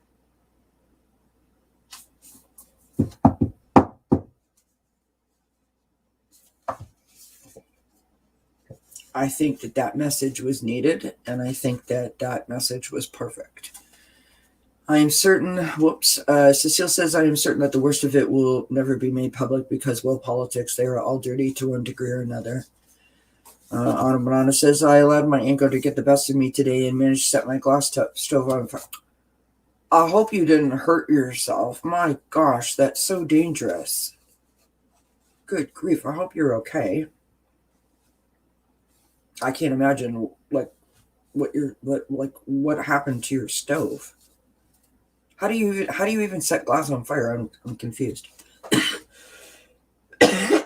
Sorry, I have a tickle in my throat now. Bronx stage, I have to constantly tell myself to leave it to the universe, take care of 45. Nothing I can think of can surpass. Yes, no, 100% Bronx. 100% agree. 100% agree with you. 100%. All right, I need to take a drink.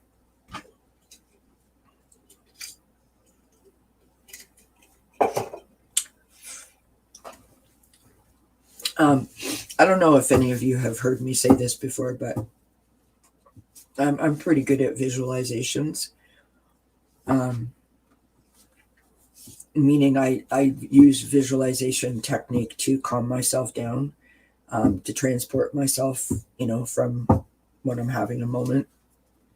If my anxiety is really high or if I'm panicking. And I would be interested to know. I don't know. Okay, how do I say this? I've never tried to do like a visualization out loud for other people, but I wonder to myself if anybody might find that useful. I could also do a little short video of that. That could be up, and I mean, I use it when I can't fall asleep. Sometimes it works, right? I use it when I'm stressed. I used it, sometimes just because because I'm able to do that. So let me know in the chat if you would like me to post a video up doing a visualization, and I can try to record that. I did try to attempt to do it one time, and I actually fell asleep, so that didn't really work out. Linda says all the ugliness was forced out of the shadows so we could see it and that we won't accept it anymore. 100%, Linda. I agree with that too, for sure. Anna Banana says that she's fine. That's good. If the stove had been dirty, then I could have had an excuse, but it wasn't. When I get angry, it runs hotter than it should. Oh my goodness. Wow. Yikes. I've managed to blow up 3 computers and 4 tablets in under a year. That is when I stopped watching the news. My God. The veil needed to be lifted.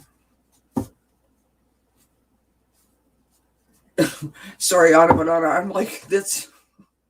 You're saying that, and all I can think of is oh gosh, what was that movie? I'm so bad at names of movies.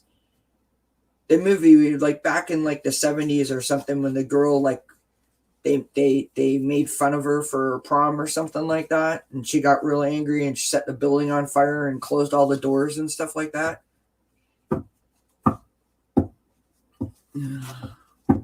I'm like, jeepers. Note to self. Bronx, you would like that? Yeah. I mean, I can do it. I'll give it a shot. Let's put it. Oh, Carrie. Yes, that's it, Carrie. I'll give it a shot and see.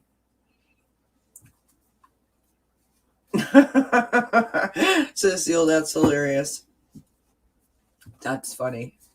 All right, how about we do some funny questions just to kind of like lighten the mood a little bit.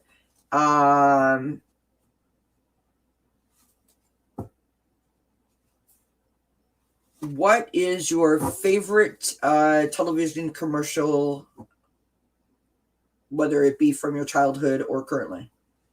Tell me in the chat.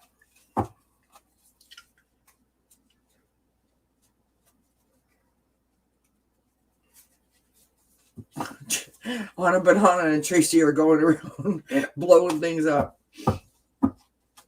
You guys need to be careful. Good grief. Favorite TV commercial, past or present? I used to like the commercial, the Coca-Cola commercials, and I think that would be good timing if they came out, when they were all standing on the side of the ski mountain there with their little candles or whatever the case may be lit up. And they were singing, we like to teach the world. I'm not going to sing, but the one. I love that. And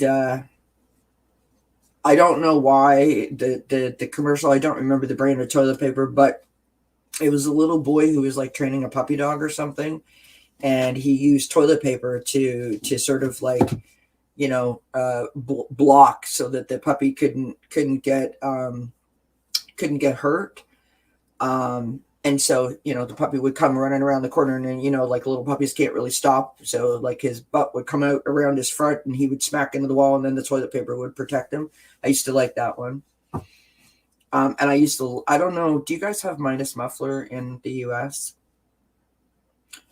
We have a Midas Muffler here in Canada. And they used to do this series of commercials where like the woman would come into the shop and start explaining what was wrong with her car by the sounds. So funny. So funny. And the guy would pretend to know what she was talking about and be like, oh yeah, okay. It was a good commercial. My husband loves the Geico commercials. And he also likes the egg commercials. The commercial where the guy's on the ladder. I don't know. My husband says that all the time. I'm not weird. You're weird. You know that commercial? It's so funny. All right. What are we saying here?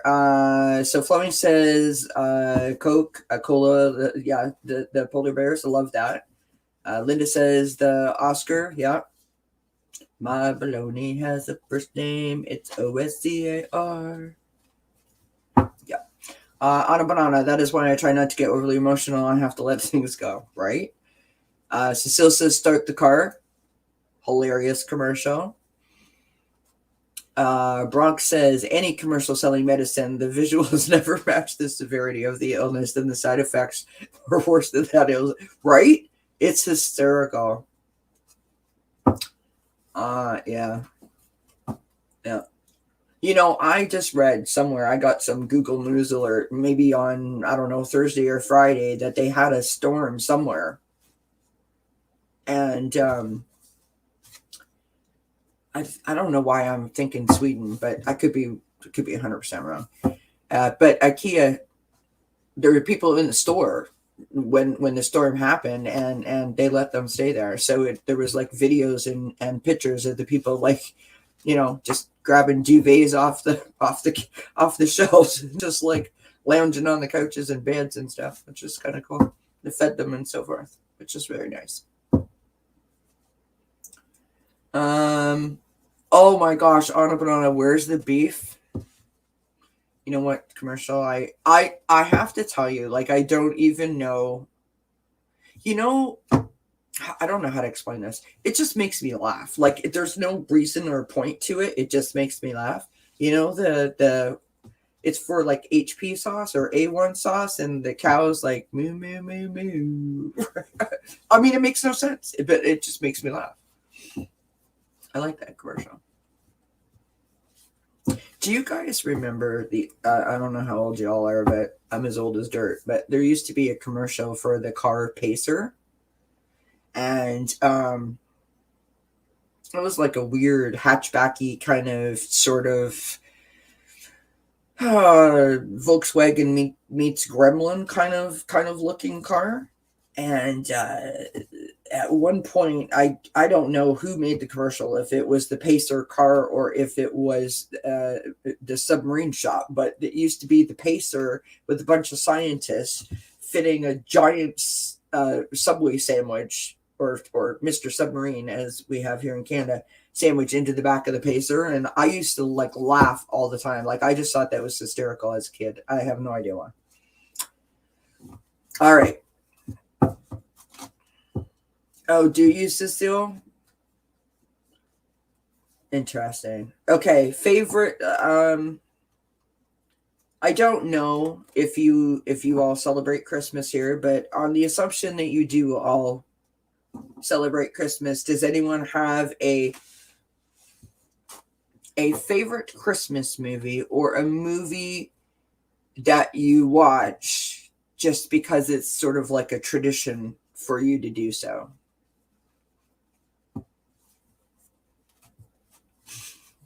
I love that. I'm too young for that one, not.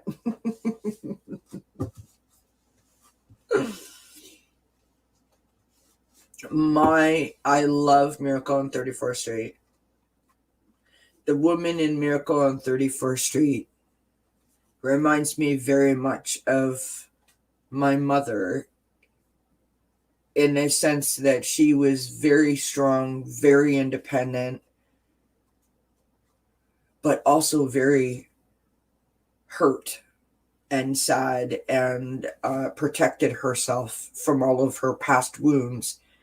And in doing so, actually, taught her child to not believe in the magic of a beautiful holiday, right? And I don't know, there's something about that movie that speaks to me. It's very, I don't know, I like it.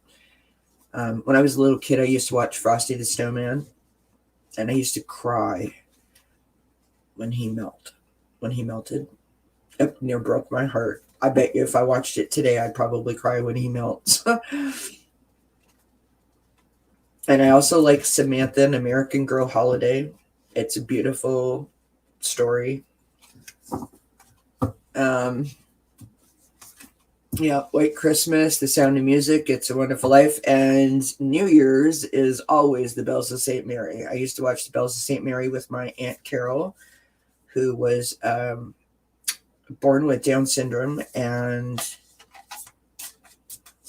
phenomenal woman, and we all loved her dearly. And we used to watch that on the holidays with her, and she really enjoyed that. So I try to watch that every year, just because it makes me think of my Auntie Carol and all those wonderful moments. The Grinch Who Stole Christmas, White Christmas, A Christmas Story, Charlie Brown Christmas, The Polar Bear Express. That's a good movie. Yeah, absolutely. Yeah.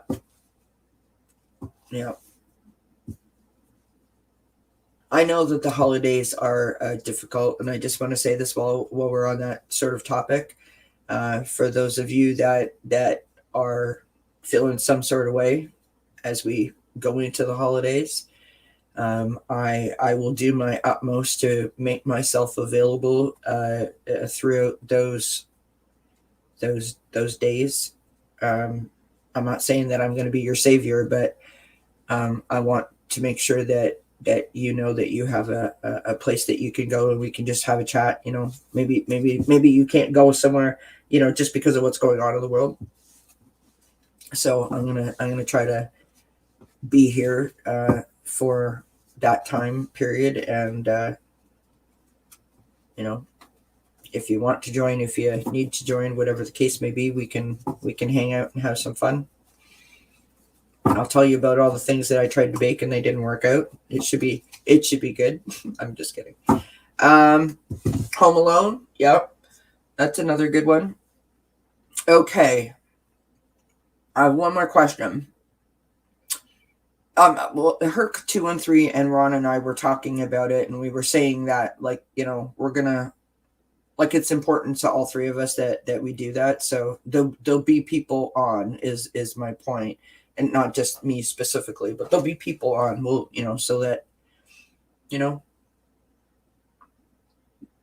we have somewhere to hang out at. Next question. Bum, bum, bum, bum, bum, bum. Bum, bum, bum, bum, bum. If you could time travel to any year, what year would it be?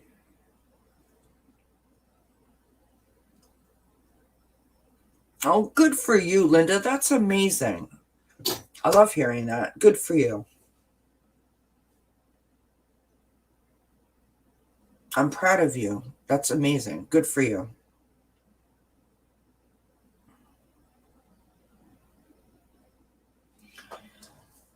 Yeah.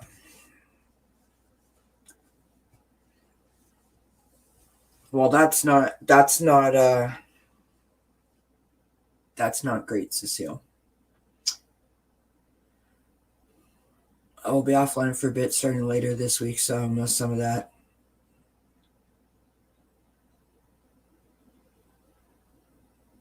Well, we will be here when you get back, Tracy. And waiting with open arms to ask you how you are, how you've been, what you did. Share your stories with us, listen to you, and love you as we always do. And Anna Banana is back. So nobody has a year that they want to time travel to if they could? I want to go to like 1890s, 1900s, somewhere in that time period.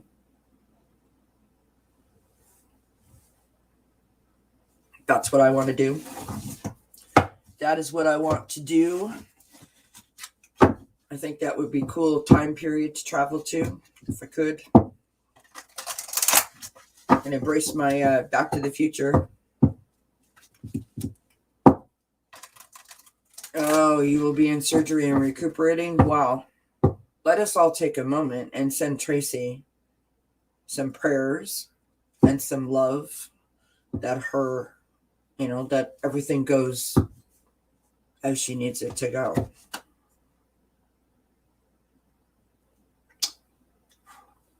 We love you, Tracy.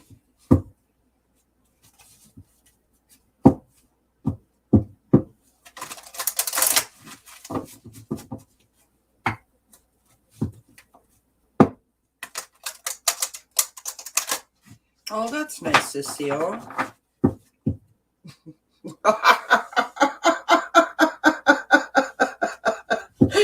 Oh my God. That was awesome, Brooks. I'm sitting here watching the chat going, is anybody going to say anything? That was so good. 2015 and 45 trips down the escalator. That's flipping hysterical. That's a great answer. A great answer.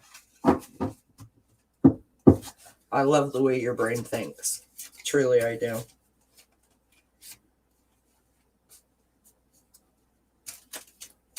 Did anybody watch Tarot's Apprentice, Red Lentil Healing? Tony, yesterday they were doing the horoscopes on Red Lentil's channel.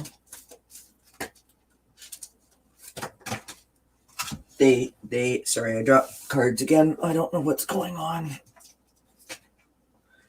They spent the first 20 minutes laughing their butts off. It was just so funny. It's so contagious to watch other people laugh. But anyway, Johnny made a comment, something about 45 and underwear on the shower rod, and that was it. Adrian lost it. It was hysterical. Absolutely hysterical. And just watching them laugh was making me giggle. So, and you just kind of made me feel that same way, Bronx, when you said that. That was too funny.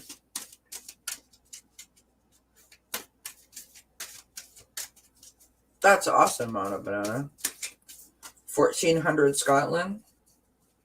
I wonder if you have ever had a past life reading done, or maybe you were there. Like, I've always been fascinated with like Victorian England, and I'm like not really sure why. Like, I read books from that time period. Like, I like movies from that time period. I want to go back to that time period. I'm fascinated by it. And oh my God, you guys. And I just dropped like 25 cards on the floor. And anyways, long story short, when I had my past life reading done, they apparently I had a life in Victorian England. So,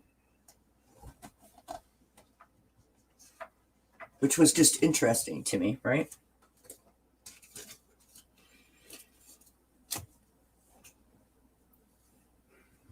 Okay, so 25 cards was a slight exaggeration. It wasn't 25 cards.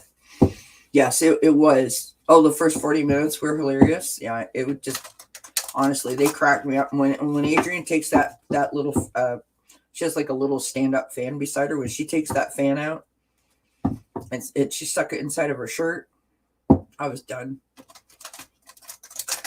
I was like a turkey that's thermometer popped out. I was just like, this is, like, I can't, right?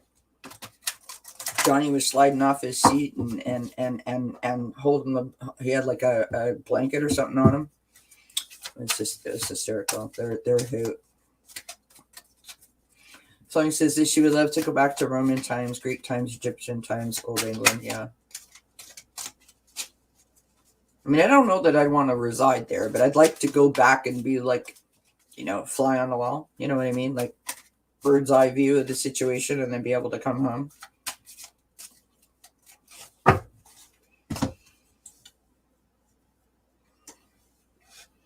Tribal Spirit Dancer. Look at the image on that card. Gorgeous.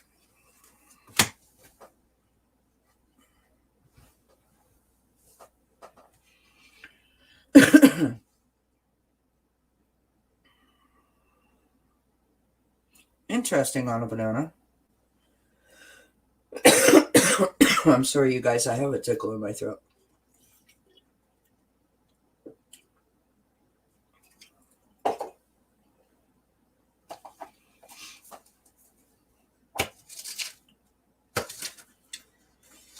Let us read the message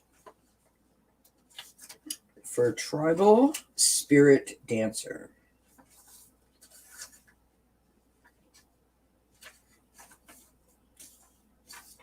Oh my God, I'm looking in the wrong book. No wonder I can't find the page. Holy moly, you guys.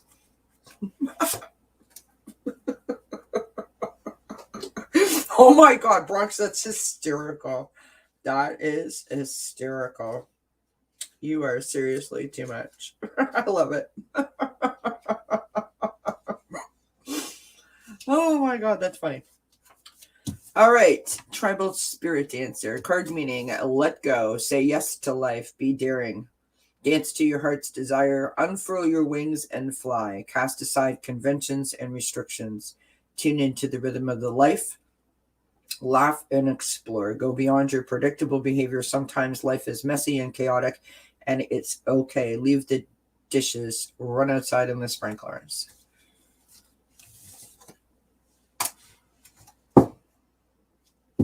We've got some really cool messages today that have been a theme of, listening to ourselves, loving ourselves, taking care of our bodies, communicating, not having judgment, and expressing ourselves. Loving ourselves, having, finding balance and speaking from your heart. And they're just glorious messages that we've gotten today. Do you not agree? Beautiful messages.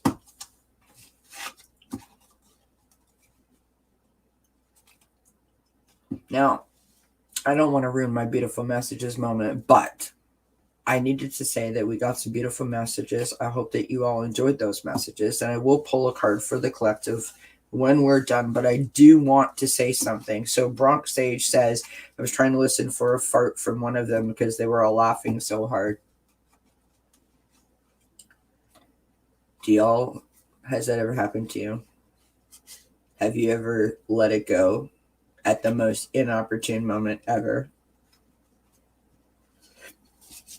Or have you ever been around someone who has let it go at the most inopportune moment ever? And everyone knows it. You all know who did it. You all know where it came from. And you're trying really, really, really, really, really, really, really hard not to crack up and like lose your crap altogether. It is 11:11. 11:11. And so, Mommy, I love you. Thank you. I miss you. My mother and I have a special 11:11 thing that whenever I see 11, as confirmed by a reading that I had done once, that it is my mother. So I always try to say that to her. When you were interviewing for a teaching position, Tracy's like, oh yeah, I nearly died each time, laugh out loud. Yeah. I remember one time my grandmother, we had gone there for dinner, and she was in the kitchen cleaning up and bent over to pick up the like put something in the garbage or take the bag out of the garbage or something of that nature. And like it was silent, and we all, like, I don't mean the room was silent, and so we all heard it, and she was just devastated. I felt so bad for her, but it was really difficult not to laugh. Cecile says, I ate 2 big pancakes with syrup and haven't slipped into a carb coma nap yet. Seems my phone and I are performing way above par tonight. Woo woo. You go, Cecile. I love it. I love it. It's a natural body function. Plus, when you get a certain age, it's harder to control, right? Come on, we've all had those moments. I don't even know why we're talking about this. It's Bronx Sage's fault. I'm just saying. Kidding. You know, when you've walked down the hall and it's just like every step you take, it's just like, oh my God, what's happening? You drag the chair to pretend that it was the chair, not your gut. That's hysterical. Oh my God, you are so funny. You know what, you guys, some days if that's all you have, is to bring yourself a little bit of a giggle and just kind of laugh at yourself or other things, And there is no warning. You are so right, Tracy. You are so right. The worst ones are though when you have a warning and you're like, oh my God, get to a safe space quickly, and you can't. There is no safe place. And does it never seem to strike you odd that the whole entire room goes completely silent when that feeling is happening? And you're like, somebody say something, somebody do something. It's like people who have like a restroom or like a powder room near like the living room or the kitchen where everyone is. And you get in there and you're like, everyone's listening to me.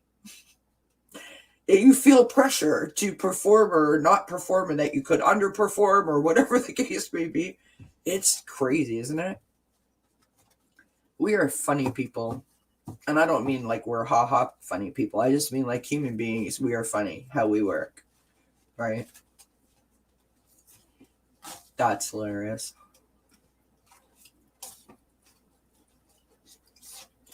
Have you ever done it and like you scared your pets? And if you say no, I'm going to call you a fibber. Unless, of course, you have a bird. If you have a cat or a dog, you've done that. You've probably scared them. Right? I know I burped and my cats are like, oh, what was that? Like the little ears perk up. So funny.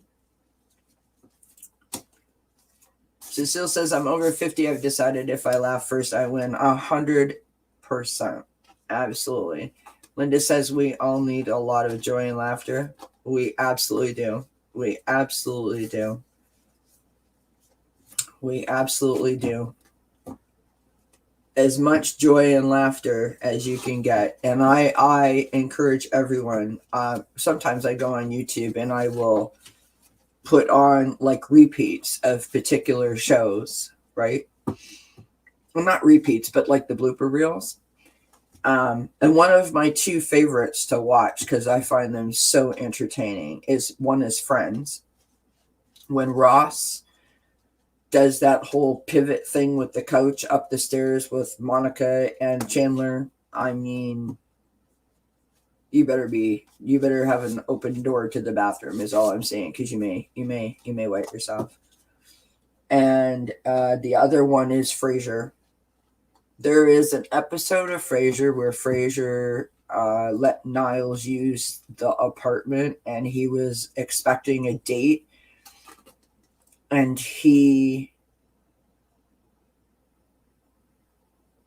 I don't know how it got to the point. I don't remember that part, but he was cooking and he was ironing his pants, and it sort of went all downhill from there. And anyways, the couch caught fire and he had to throw the spaghetti on the couch, and then the dog ate it, and he was running with scissors, and then his finger was bleeding and he passed out. It was absolutely like pee your pants quality funniness. It was so good. So sometimes I'll just watch those kind of things, and they just, sort of make me giggle. Bronx says, I was in a music class off to the side by a connected bathroom, and the teacher ran to it, stuck her butt in, and let it loose. I couldn't believe it. God. Lucky you. Cecile says, or as I tell the grandkids, say, excuse me, and then laugh. My daughter doesn't agree. I mean, it is what it is, right? Linda says, have you ever smelled your cat's farts and they pretend to be innocent? Oh my God. No, but my husband's always accusing the cats. Like, I'm not saying that they don't, because clearly they would, but I don't know that I've gone around smelling it or detecting it. But my husband's constantly saying, so-and-so, let it go, you little bugger. Like, what'd you eat or something like that? And I'm like, don't blame the cat. That's so mean.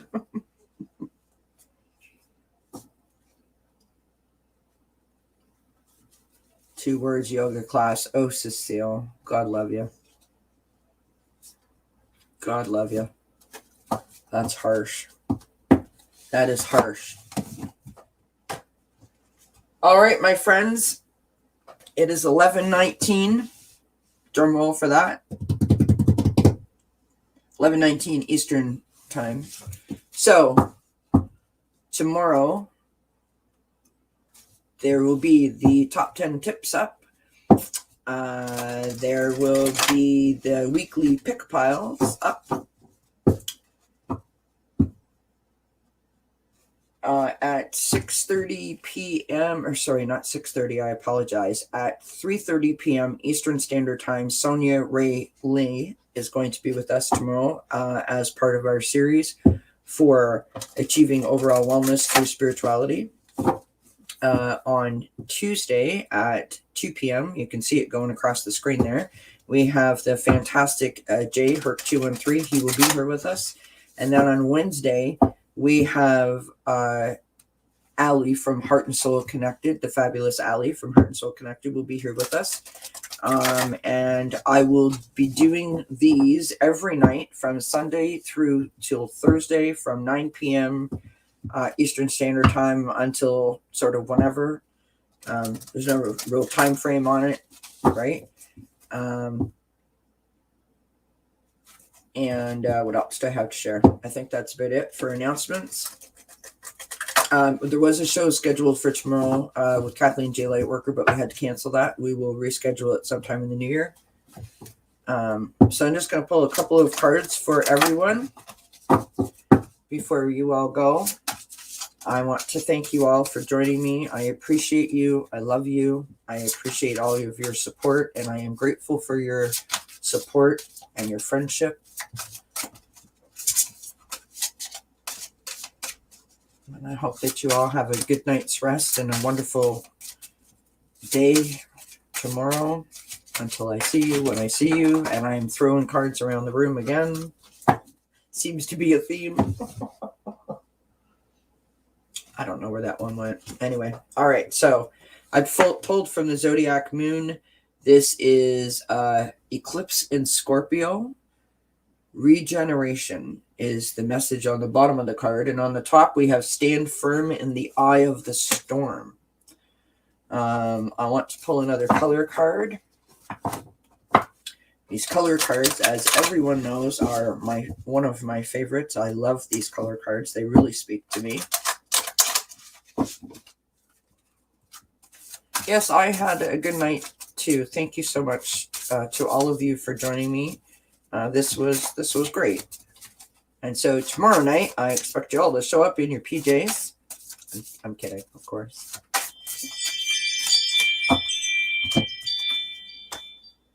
Wow, look at that card, you guys. Look at that glorious image. Isn't that beautiful? Pearl. Connect to the divine is the message on that card. Isn't that gorgeous? And how about a postcard from Spirit? I'm feeling that tonight. I'm feeling a postcard from Spirit.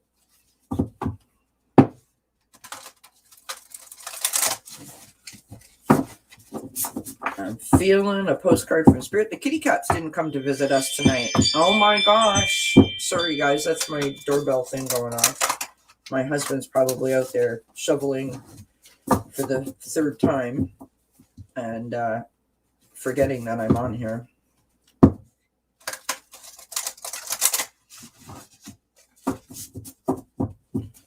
All right, let's pull a postcard from Spirit. Yeah, the kitty cats didn't come to visit us tonight. I don't know where they might be.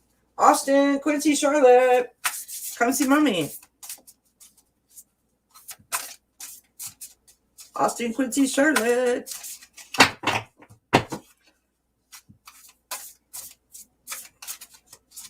Well, good for you, Cecile, for standing in the eye of the storm. Oh my God.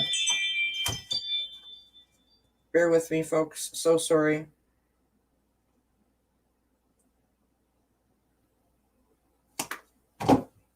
All right. We have our postcard from Spirit. Dearest you, there are times when loss is a part of life. Sometimes a loss is welcome, like when you leave a situation not in alignment with your highest good. Sometimes a loss is sudden and painful, like when a loved one crosses over to our dimension. Regardless of the nature of the loss and your control over it, your experience is asking you to acknowledge. Tears are necessary, as is grief. When you repress the natural expression of loss and try to move on too quickly, the unprocessed pain haunts you in destructive ways. We don't want that for you. Instead, let your heart break open wide. Feel the loss and integrate it. See the beauty that was, the lessons learned, and know what you let go of, what has passed. Evermore of you remains. It gets better, we promise. Your heart expands with more compassion for the world than ever before, because love hears all. We are loving you and sending you love always and forever. That was awesome. Bronx, you are hysterical. You thought that I was ringing the chimes to down the cigarette? Yeah. Ding, ding, ding, ding, ding. Hey, some readers do the bells and stuff, right? Or ring bells to clear the energy from the cards. I love it. All right, I'm going to pull 2 more cards here.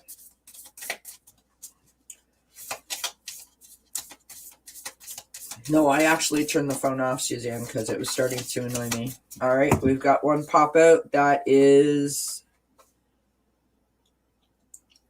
guilt. Guilt. You do not need another's approval to feel worthy of love, regardless of what you've done or what you think you failed to do. From your soul's perspective, there's neither right nor wrong. Every experience in life is here to help you expand your awareness of love so that you may embrace ever greater spheres of wisdom. You've done nothing wrong.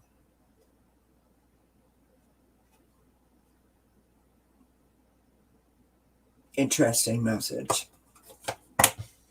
Interesting message. All right, let us pull a chakra love card again. And then I will pull a sweet dreams card and we will color in it. Look at us sitting here at 2 hours and 25 and a bit minutes.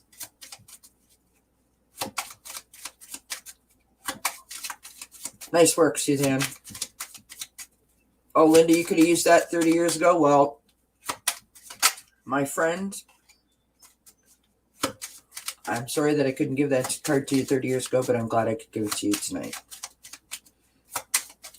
And I'm so happy that you joined us here,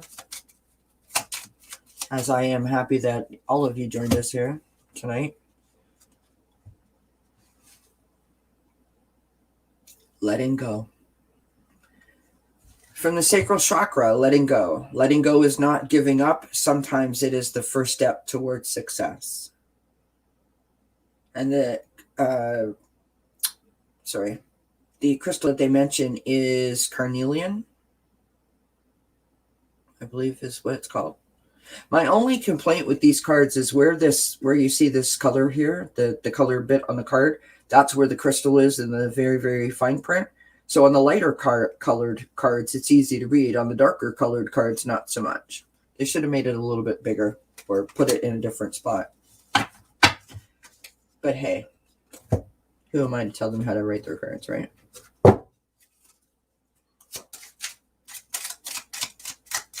All right. One more card for everybody as we get ready to tuck ourselves into bed for the night. I'm assuming that's what most of us are going to do.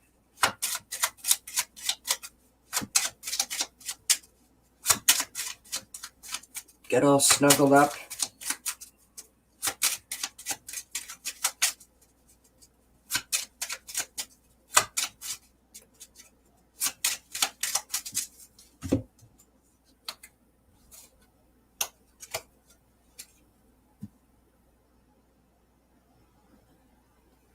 So I hope that this is what happens for you tomorrow.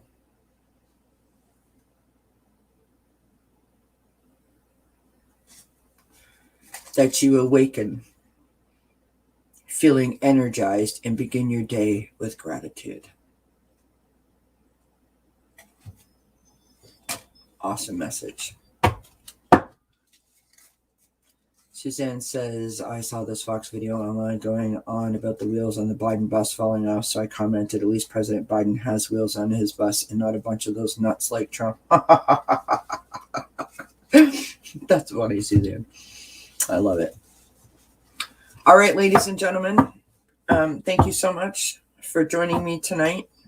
Thank you for being here, for sharing your stories, your thoughts, your ideas, your pains and your traumas. I know it isn't easy, but I appreciate you and I appreciate your stories and your support and your love. This is the most wonderful community and that I have ever had the privilege of being a part of. And every day someone shows me that I am not wrong in that thought. Thank you everyone for being here. Anna Banana, Suzanne, Cecile, Sharon Sipe, Linda, Bronx Sage, Flowing, Tracy Ralph, Cecile, my husband who's not here anymore. Well, I mean, he's still here, but he's not in the chat. My sweetheart, Evanice, Madison, Ron, Unconditional Love, Jay, Herc213,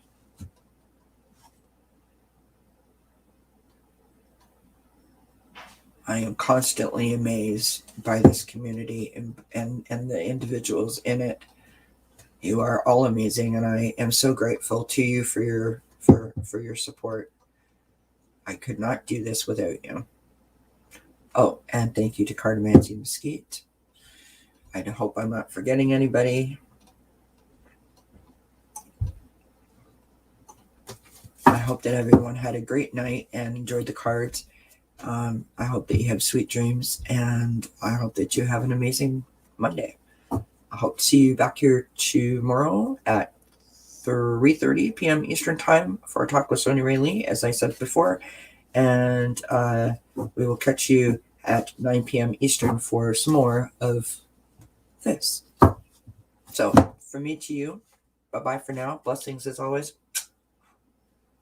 I love you guys. Stay safe. Have a good night. Bye, everyone.